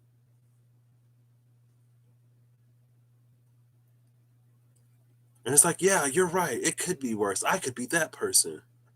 I could be like those other people. It's like, okay.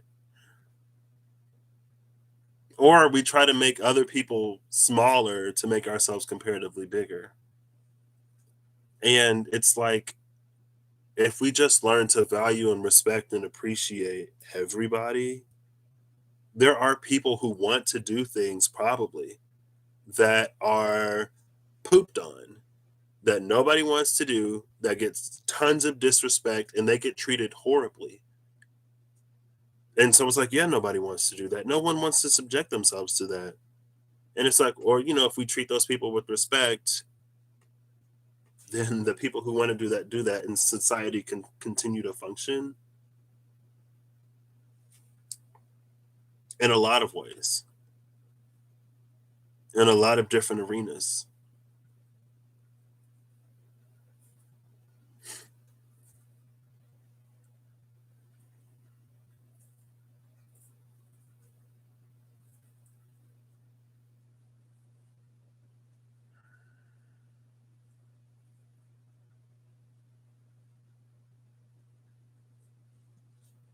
I feel like this an angel of annihilation. It's coming for things that we may not even necessarily see.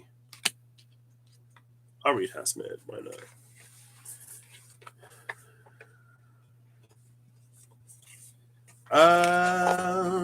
That's a question for somebody else. Maybe the Batman and Robin movie with Robin when he was like young and attractive and poison ivy, and he wore those rubber lips. He was like, rubber lips. You thought? She was like, why aren't you under my spell? He said, I used protection. Okay. I didn't find Hasmet the first time I flipped through here. That's why I didn't read it. But we'll see. Oh, there's Matario. Matario's touch is felt, seen, and heard. Its presence is heavy, filling the air, saturating the ground. Matariel is heralded by thunder clapping through the sky.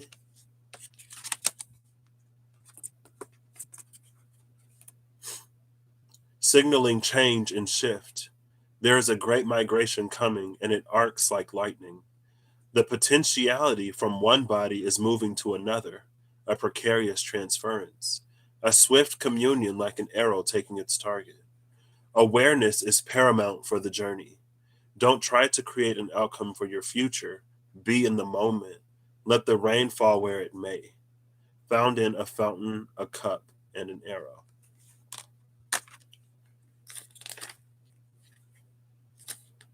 Awareness, perspective, I was close. Hasmed, angel of annihilation, the unmaker, a terrible sight to behold, the void eating itself and making itself anew. Where's Gabriel? Oh, it's right here. With that Ganunga got void energy.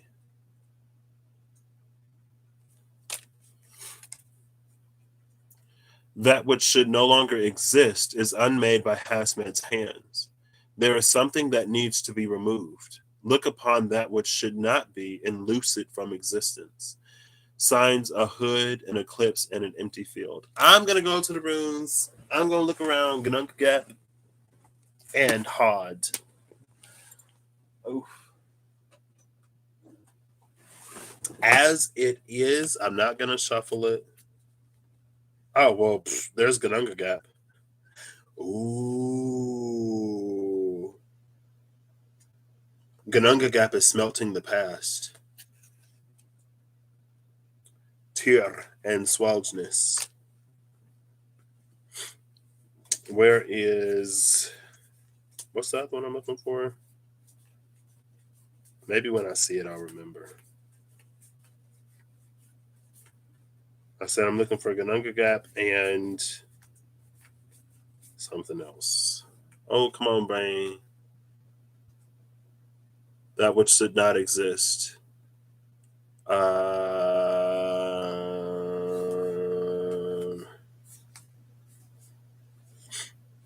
When I'll see it, I'll know, right? Maybe. I already forgot. Ah, there it is. Okay. Ooh, Earthmaiden and AO. I feel like I just saw both of those cards in the Chichen Itza Part 2. video that Sir Russell of Ingaround did.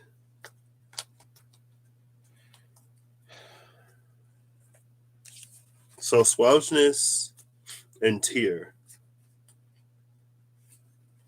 around the void, around the seed.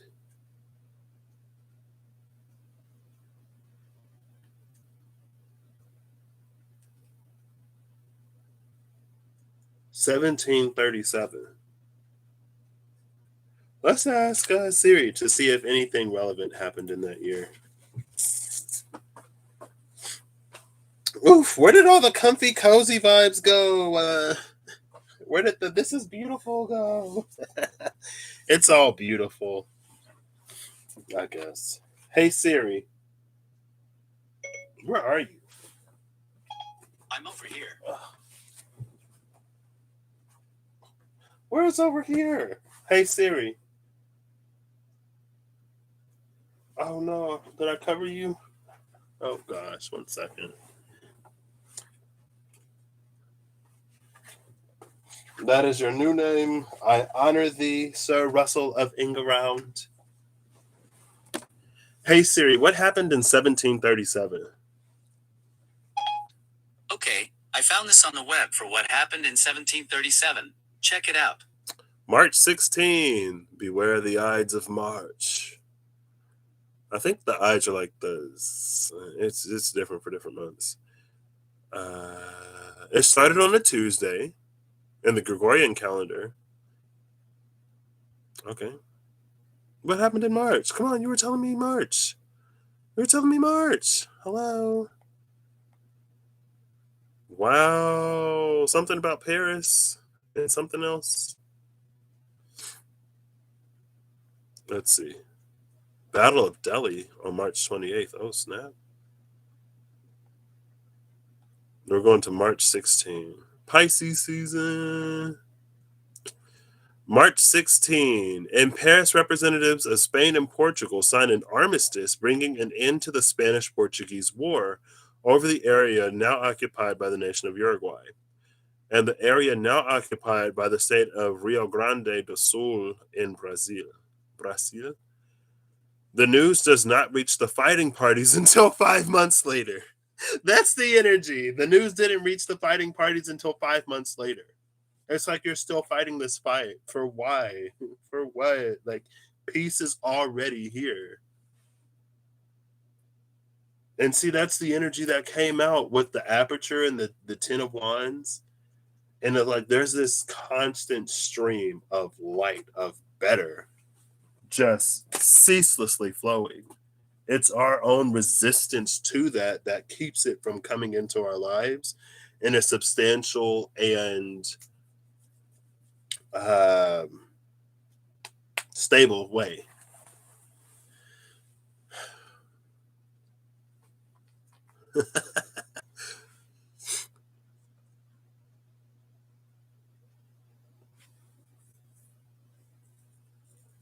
There's also between tear and swelgeness, it reminds me of the thinking man, the adjacent possibilities, and the storm warning again. It's like actually learning lessons in a way that we don't repeat or replicate certain things. Maybe it's one that considers consequence more. And because it considers consequence more, it's like it factors consequence into the decision making process. It's like, yeah, we could start a war with these people. We could start a war with those people. Like, we're hungry. They're hungry. And it's like why would you go and start a fight with somebody who doesn't even have like not that it's excusable to do it for resources, but it's like, come on. And there are costs to that both sides endure. I think it's easier to see the cost to someone when it's a more of a loss of life, a loss of land, a loss of freedom, something like that. But the unspoken costs of what happens to the victors as they just sort of like twist and contort and distort more and more and more, as more and more and more and more things become justifiable and excusable, you're left barely human. And what was that? Stay human? I was watching the Nintendo Direct yesterday, and one of the things was like, stay human. And it's like, in this post apocalyptic world, the last city, the last bastion of humanity, blah, blah, blah, blah, blah, whatever. And as you're doing this in the daytime and then you're doing this at night, and just remember to stay human. And that humanity was lost in a lot of people a long time ago. And I think, I mean, it's lost on a whole. I think, we can be human to our family, we can be human to our friends, we can be human to certain people, but then there's a certain part where our compassion just like it runs dry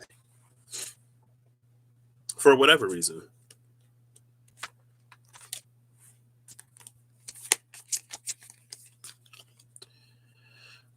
So the armistice is signed in March of 16. So Pisces season brought about a peace that wasn't realized until Leo season, because Virgo season would be 6 months.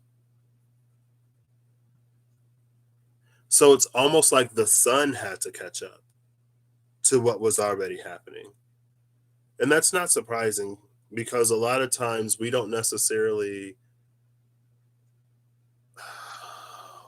sometimes we may feel a shift, we may believe that there's a shift, but it's not until we physically see things as changed that we are solidified in it, in a way. And I mean, with that kind of delay, it's like, whatever. Anyway, on the other side of Hod unseeing, it's, well, yeah, this makes sense. What we're not seeing, 13 and 43, 43 and 13. Earth Majan and Ao. Earth Majan Ao. We got Tear Swelgeness and Earth Majan Ao.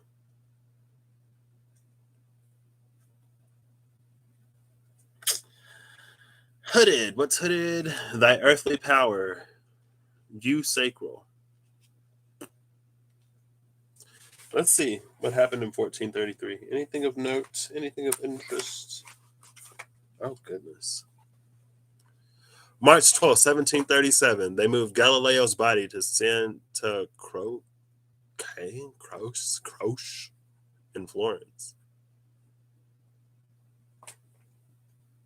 I know someone born on March 12th. He's a Pisces. Hey Siri, what happened in 1343? Okay, I found this on the web for what happened in May 1343. 4th. Saint Check it out. May the 4th be with you. The 4th is strong in this one. Some kind of revolution happened. Shout out to Pisces seasons. May 4th. That's Taurus season. St. George's Night Uprising. The 4 Estonian kings are murdered at the negotiations with the Livonian order. Oof. April 23rd, the St. George's Night Uprising begins in Estonia. Oh, goodness.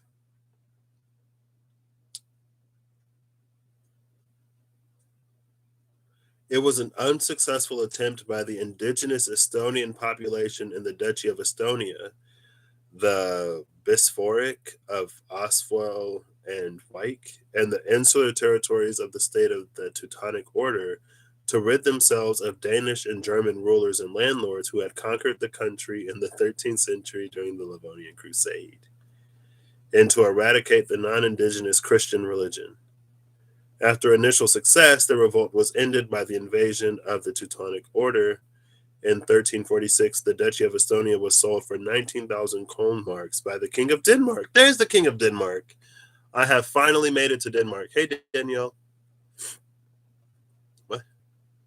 Croquet. Oh, like the thing that they play in Alice in Wonderland? The sport.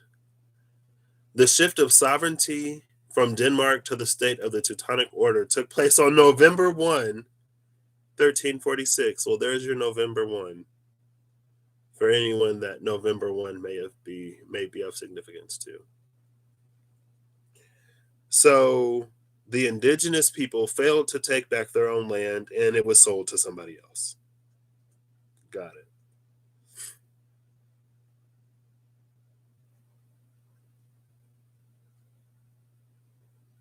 What?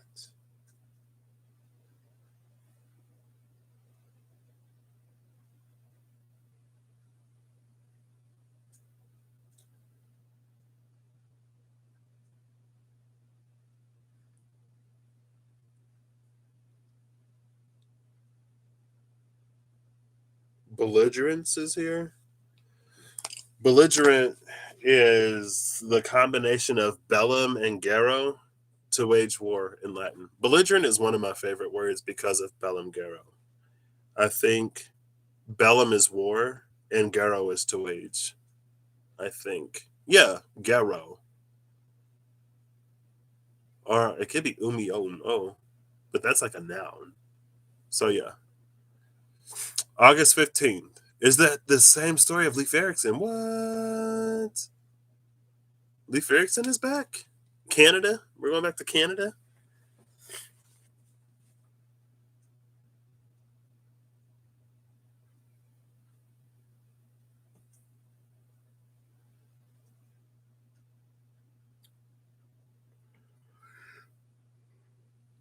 Excuse me.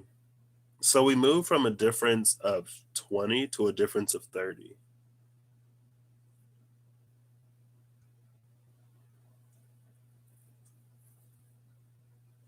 Well, we added 20 to go from 17 to 37, and we lost 30. We end at 13, which is 4 less than the 17 that we started with.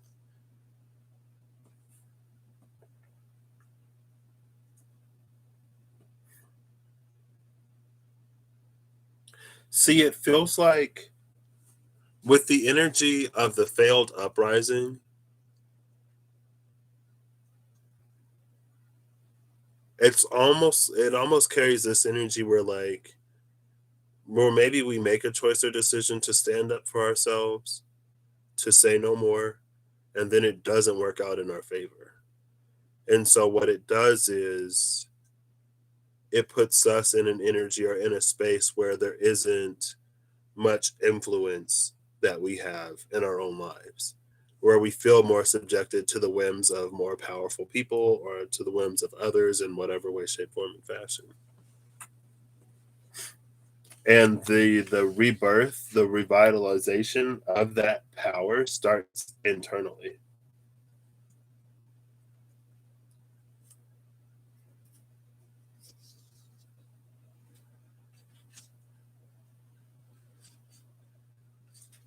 It's not lost.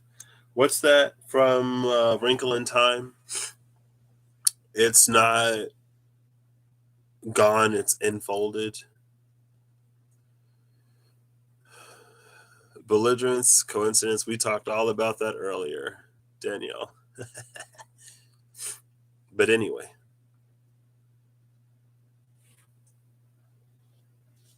yep, that's the story how actual people, actual cultures and languages and civilizations have gone the way of the dodo bird because others felt it so, I guess. Things that we'll never necessarily know. Things that we can, we can define and we can find out, but and maybe the indigenous people of Estonia are still there and they survived. But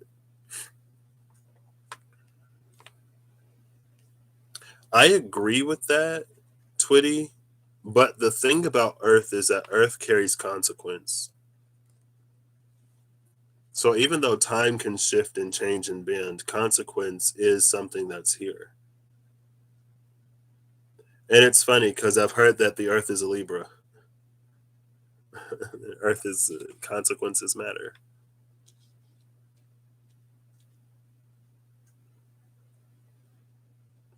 But I don't think consequence is always necessarily something bad. That's what the 6-14-21 is. It's like using consequence to our advantage. It's using consequence to build something that we actually want rather than consequence almost always being this unforeseen, unfortunate byproduct of a choice and decision that we made in the moment.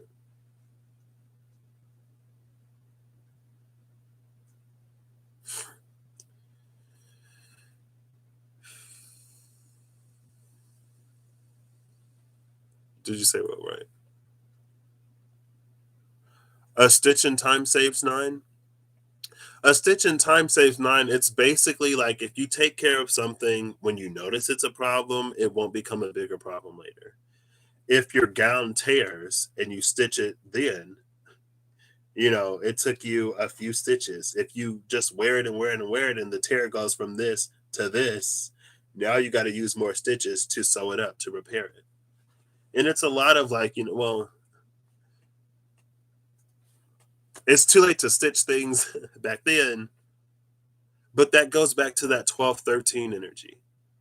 It's almost this like, well, like I'm not responsible, you're not responsible, like I didn't make those choices and decisions. It shouldn't fall on me to correct and rectify anything that anybody else did. And it's like, okay, well, as long as we continue to think like that and operate like that, there will be things that continue to go unaddressed. And there will be issues that continue to exist in our reality. And again, it's the 6-14-21 that a lot of people don't want to do.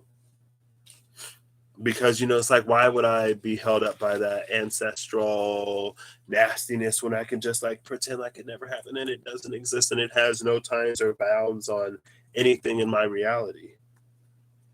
And it's like, well, why pretend when you can have the real thing?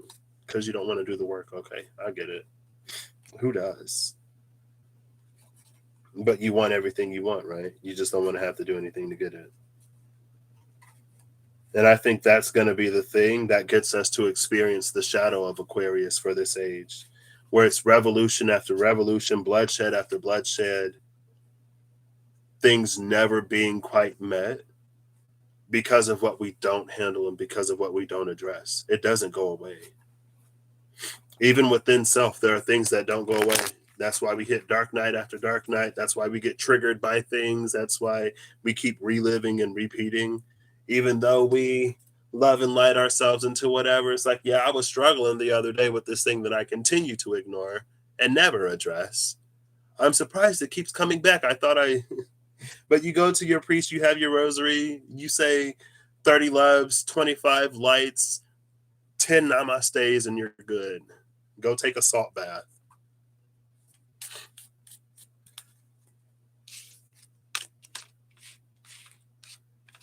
I don't know. I just decided for me, myself personally, I don't want to live like that. I don't want to be continuously triggered by stuff over and over and over again to the point where I'm still affected in ways I'm still not making choices and decisions that I want to make because of a fear that something might happen. I was like, you know what? I'm going to address it. And I personally don't believe that we don't heal things. I don't believe that like we're meant to continuously struggle with shadow work and that it's never going to be over. But because I don't believe that, I don't take that approach to my shadow work either. So I don't know. Yeah. You did a stitch in time. I remember that. I am Eve. Well, barely. It's 9:48. I gotta go. The place opened at 9 o'clock. Breakfast is gonna be closed in half an hour. But that's what this energy is. It's like it doesn't matter if the shift happens if we don't change. Because as people, we're powerful enough to make any situation garbage. We're powerful enough to create misery and strife and conflict and chaos in areas that it shouldn't be. Like if you hear the age of Pisces, Pisces being the dreamer, Pisces being the romantic, Pisces being the one that's spiritually connected to the cosmos and the astrals and everything, and you see crusades and stuff like that, like who in their right mind would have thought that the age of Pisces would be war and bloodshed and famine and everything that it's been? Like if Aquarius is your hope, no shade to Aquarius, but if Aquarius is your hope for something better, it's like, well, like good luck waiting on Aquarius because Aquarius is like halfway out of the galaxy.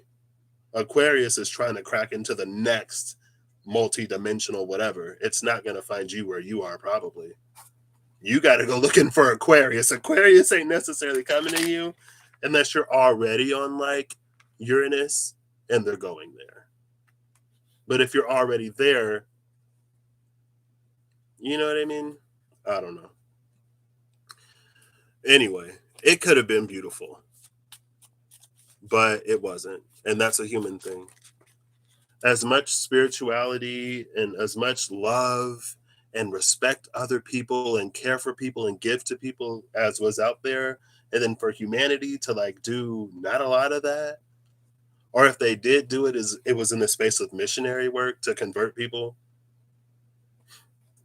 That was a missed opportunity on humanity's part. And humanity can continue to be humanity. And ignoring it, pretending like it's not there, loving, lighting, only seeing the positive, not doing anything to ground it into this reality, we'll have it again, but it'll be worse because now the weapons that we had back then, well, I don't know if Earth is like, I'll be fine. Y'all can kill each other off. Give me a few millennia. I can wait. I'll come back. Humanity, I don't know. Oh, look, it's the card of 12. 12 fell on the floor. Here's all the fire. But that's my thing. It's like, but that's how we're conditioned a lot of times. It's like when this happens, when that happens, everything will be good. I'm waiting. Like, and it's like, well, at some point, actions have to be taken. Oof. I might be missing runes. 12th and Ak fell on the floor. That's what I see. So static needs and support. It's an energy that's always wanting. It's an energy that's always in need. 5425. Sometimes you got to help yourself. That's the age of empowerment that we're in, I guess. I don't know. I just think that we do ourselves a disservice when we don't handle and address and face those things. And I know it's not easy. I know that there are things that people would probably rather just forget. I know that there are things that people would definitely rather just never exist. And I know for some people, there are things that happen to them that they did forget about until they start their journeys, and then it comes back to them as something to heal. But in my opinion, it's like, well, as difficult as it may be to stay there and to continuously suffer because of it, it's not a choice that I could make for any longer. For any longer than I made that choice, it wasn't a choice I could make. I was like, yeah, no, this ain't it for me. I got to do something else. Who that? Flying through the sky.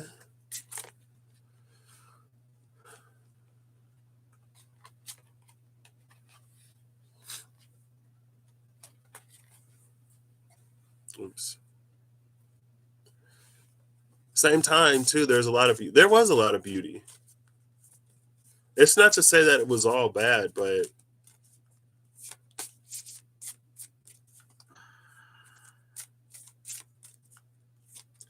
I don't know. I guess in my opinion, it would be really cool if the collective had enough compassion to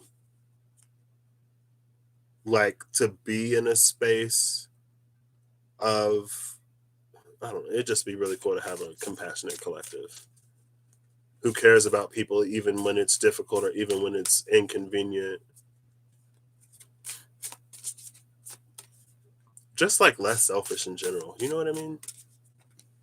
Maybe that's unrealistic for some people's realities. I'm choosing to believe it in mine. See you later, Kizzy Cat.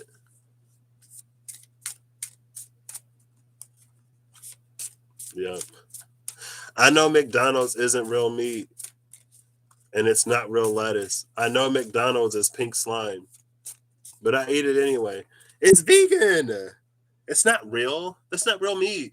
I'm vegan. I eat McDonald's and Taco Bell and other fast food places that don't use real meat.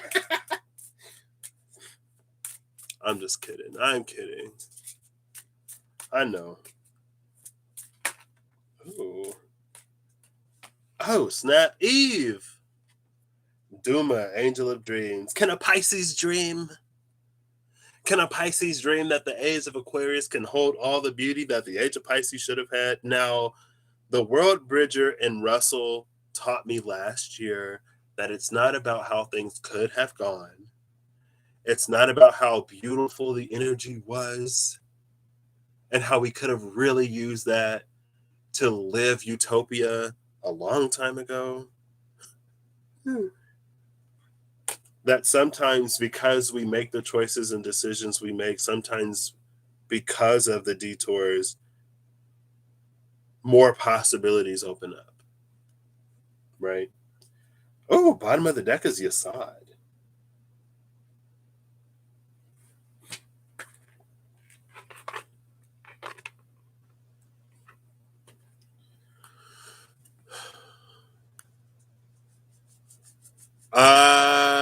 You follow me on Instagram, right, Danielle? You can just send me a DM. And my email isn't on here. It is intentionally absent from here. Where is? Oh, here's the book. I don't read Duma. I think I just saw Duma. Oh, that's Italian. I can't read Italian.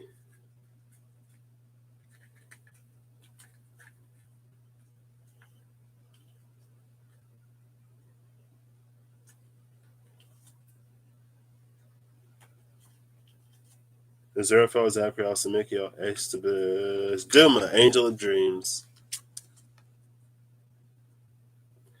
Docent to the unknown. Duma is the impetus to the unknown. We just saw Hod, right? Hod with thy earthly power, Earth, Magian, and Ao, you sacral. Patty's Pancakes at Gmail. Now I'm going to make a legit email. Patty's Pancakes at gmail.com. And I will post that here. Thank you for the idea, Rob.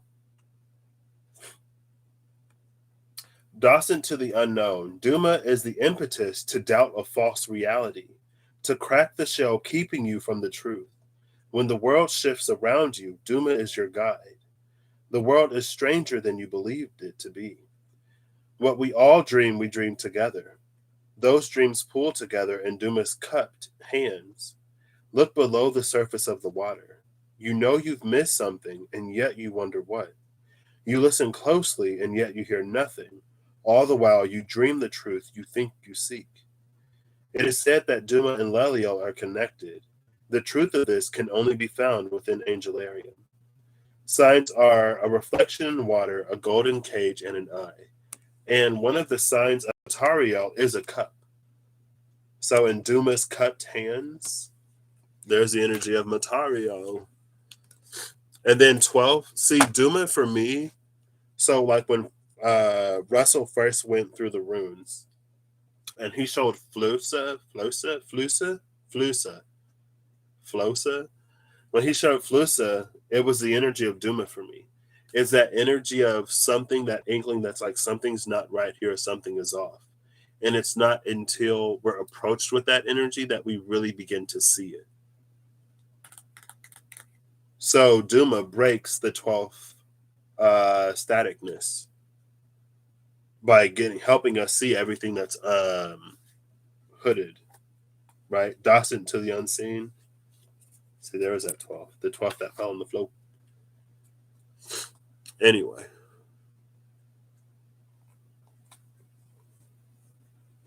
What, pancakes?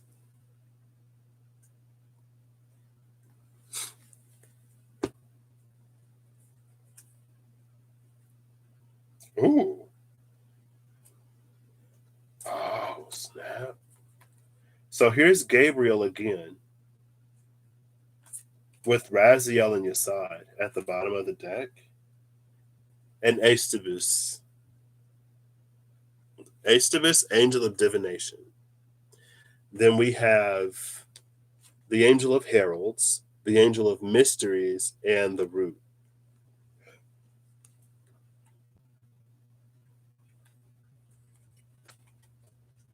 So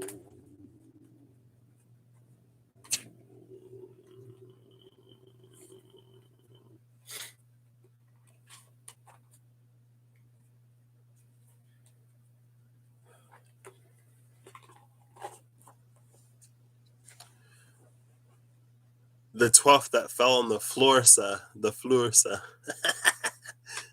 So, Russell, thank you for enduring all of that, I guess. So, this is the angel. Oh, wait.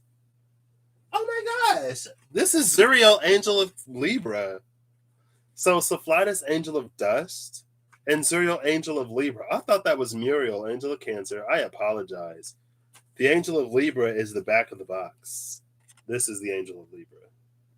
You can see all the planets within the hands of the Angel of Libra.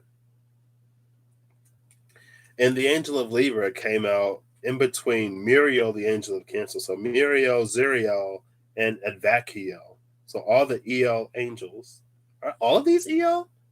Barbiel, Advakiel, Zuriel, Muriel, Hamaliel, or whatever. I don't know. So between the Angel of Cancer and the Angel of Sagittarius was the Angel of Libra. And then on the outside of that was the Angel of Virgo and the Angel of Scorpio. Now, Virgo and Scorpionic energy together, it's beautiful, but it can be like, I can see it being rough. That's like purity for the sake of like transformation, or transformation for the sake of purity. Yeah, it can be like a purge, purge. But also, maybe Virgo. Actually, yeah. So last year it felt like a purge. This year, or right now that Virgo season's over, it's feeling like, again, it's that 6-14-21. It's these little incremental things that we do that make big changes, rather than having to go through major tower moments to make a change, to be put in an energy of transformation. It's like purposefully deciding and doing so in a way that is like manageable for oneself. Like Rob, right? He's like, I'm going to do this and I'm going to do that. And then he does it. And I'm like, what? Resiel, Angel of Showers. El means of the Elohim. Oh, Eve. That's funny. I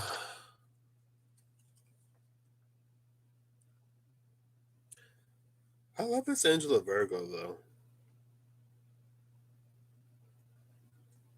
The Angel of Virgo is like, so it's like this cosmic beauty with this golden swan energy.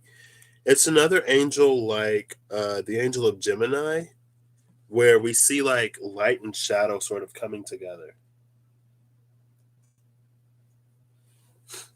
So Hamaliel, Angel of Virgo, in each person hides a gift that they have yet to give to the world. Untapped potential rises just below the surface. There's that potentiality in below the surface again.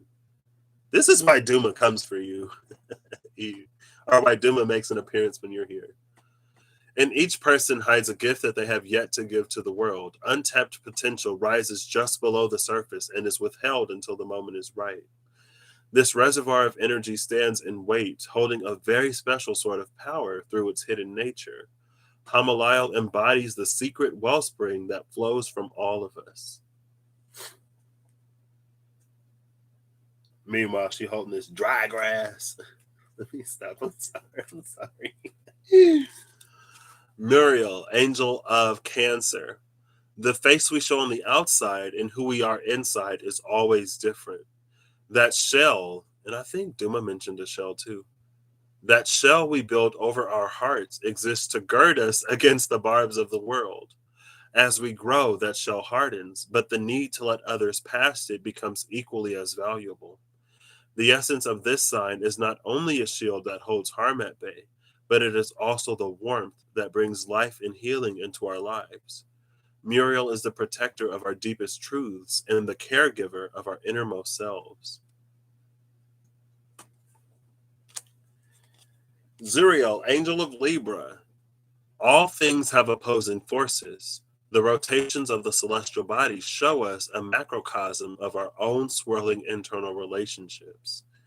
Zuriel is the regulator of these forces, weighing their value and attempting to find balance. Advakiel, angel of Sagittarius. When the world we live in feels too constrained, our eyes lift to the horizon. The endlessness of the world calls for us to depart from our lives and become a part of the unknown. In this space beyond the veil of the familiar, adventure awaits. A part of us never stopped thinking, or a part of us never stopped existing in the wilderness. Advakiel guides us to rejoin the union, to seek for the sake of seeking, to live for the sake of life. I almost saw a planet. I guess there is something up there in the sky. It almost looked a little Saturnian. And then Barbiel, angel of Scorpio. There are times when words fail and action must be taken. When trials beset our lives and no other course of action is available, we have to fight. The nature of this sign is to be an ally, loving in the easy times and harsh when the world demands it. Barbiel is our sword against the darkness. It is our power to strike back when necessary. Or you can take the passive approach, it's up to you. I'm not going to say that one is necessarily better than the other because I don't have the authority to do so or the interest. Well, let me not lie. I realize sometimes that things must be done, and it feels like a lot of spirituality has become extremely passive in a way where we'd almost see a need and not do anything to fulfill it. It's like when the protests started happening last May, and there were some people I was watching on YouTube at the time, and they're like, it's so chaotic, it's all an illusion, it's all a distraction. Like, just go within, and find your peace and hold it. That's how you can benefit the collective. And it's like, okay, because us, pulling the wool over our own eyes and pretending like bad things aren't happening has been working for us so far. Why not actually do something to help those energies come to a resolution where it's not our reality instead of pretending like it isn't our reality? I think we sacrifice so much of our own power when we choose to do things like that. And we intentionally veil ourselves. We put a veil in front of our own eyes so that we don't see what's actually happening in the world. And then we're trying to see beyond some other veil. And it's like, you can't even look at what's in front of you. And you want to see across the veil? Okay, well, deal with the veil that you put up first, and then maybe we'll talk. But who am I? Maybe you veil yourself from one thing and then you see everything else. I don't know. The angel of undoing and Pinamue.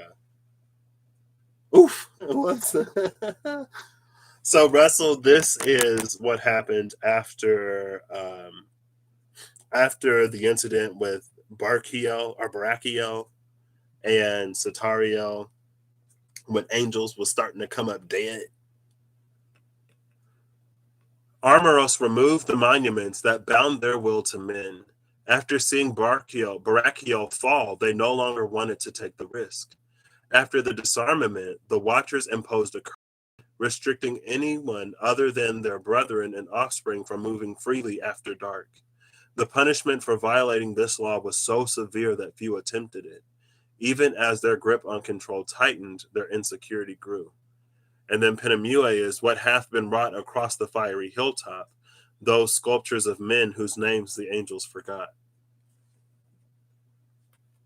But not every angel, because here we have Chazakiel, the angel of the mist, who was like torn in between, right?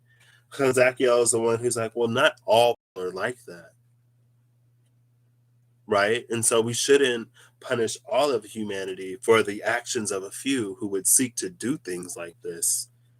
And they're like, yeah, but like, we didn't know that those ones were going to become what they became. That's the wild, unpredictable nature of humanity. Like, you can literally just choose to not do all of the stuff that you've been doing. And people do it. Some people are like, you know what? I was tired of being the good guy. I wanted to know what it felt like to be a villain. So I went out and I started stealing and then I started murdering. And now here I am. There was no impetus. Nothing drove me to this besides sheer curiosity. I wanted to see if I could There are literally people who'll be like, I wanted to see if I could get away with murder. So I murdered somebody. Okay. I just wanted to see like if I could get away with it. I've been watching a lot of like Law and Order SVU and How to Get Away with Murder and all these other shows. So I wanted to see if I could carry out the perfect crime. Unfortunately, or of no consequence to me, someone else was harmed in the making of this. And I'm like, okay. Well, I don't know if satisfaction is bringing anybody else back, but that is what they say. Anyway, um, yeah, that's what the car said happened, Rod. That's why they was like, no, let's put up the veil, let's go behind the veil, let's interact with humanity from a distance, because if you get too close and if you're too bright and too brilliant, they'll covet it, they'll envy it, and they'll try to steal it from you. They'll try to take it. Wow, Russell trying so hard to be Eve. I mean, I want to be Eve too. Eve's pretty great, but I'm not gonna say jinx Russ because Eve said it. I'm kidding. I'm kidding. I'm kidding. Anyway, anyway. I was born in the year of the water rooster. I think I still have some time before the element of water comes back. Spirituality has become Dorme City. Wait, what? Dorme City. Wait. I don't think you're supposed to say Scorpio and passive in the same sentence. I feel like I know many a Scorpio who can be very passive aggressive. And then they just get downright aggressive. It's like, there's the passive aggressive side of Scorpio. Doormat City. Oh, okay. See you later, Holly. Yeah. Earth monkey. You're an earth monkey? I think my friend is a water monkey because she's born the year before me. This cat is curious but not feeling like murdering anyone. I'm glad to hear that, Twitty. But like that's just that's the nature of humanity. The nature of humanity is to be curious. And it's like, why did the first people climb Mount Everest? Because they could. Why did we go to space? To see if we could do it. Why are people genetically doing all kinds of stuff that maybe we shouldn't be doing? To see if it can be done. And so it's like, well, if that's the nature of an individual, it's like, would you give someone a button that could destroy the world who, on a whim, one day may press it just to see if it'll actually do what you said it would do? I don't know. In the case of pizza, I am a serial killer. In the case of cereal, I am innocent. Never been guilty. I'm just playing. I do like cereal. Cinnamon Toast Crunch. As long as we're not, partaking of the fear flakes, let cereal come to it what may. But anyway, um, there's this joke. No, I'm not even gonna. It's fine. It's fine. All right, that's what I got. I can't believe it's been almost 4 hours. I would be going to lunch right now. All right, I'm gonna take a lunch break. I'll be back in an hour for another 4 hour live. I guess this is my work today. I'm kidding. I gotta go get tested. It's 10:14. No, I've missed all the breakfast. I've missed all the breakfast. Starbucks does breakfast all day though. So did I really? What?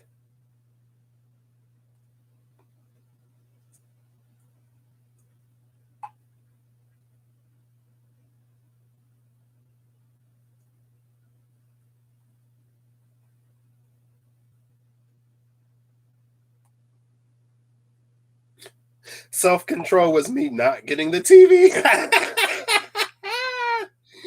I've grown.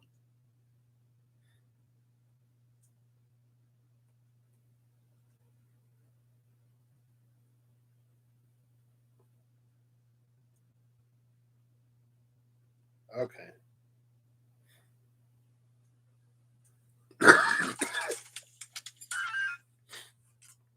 All right. It's time for me to go.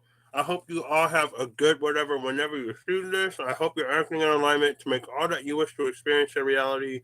Enjoy your time with your dad, Rob. If day drinking happens, enjoy it. I will catch you all later. Have a good one. This was interesting, if nothing else.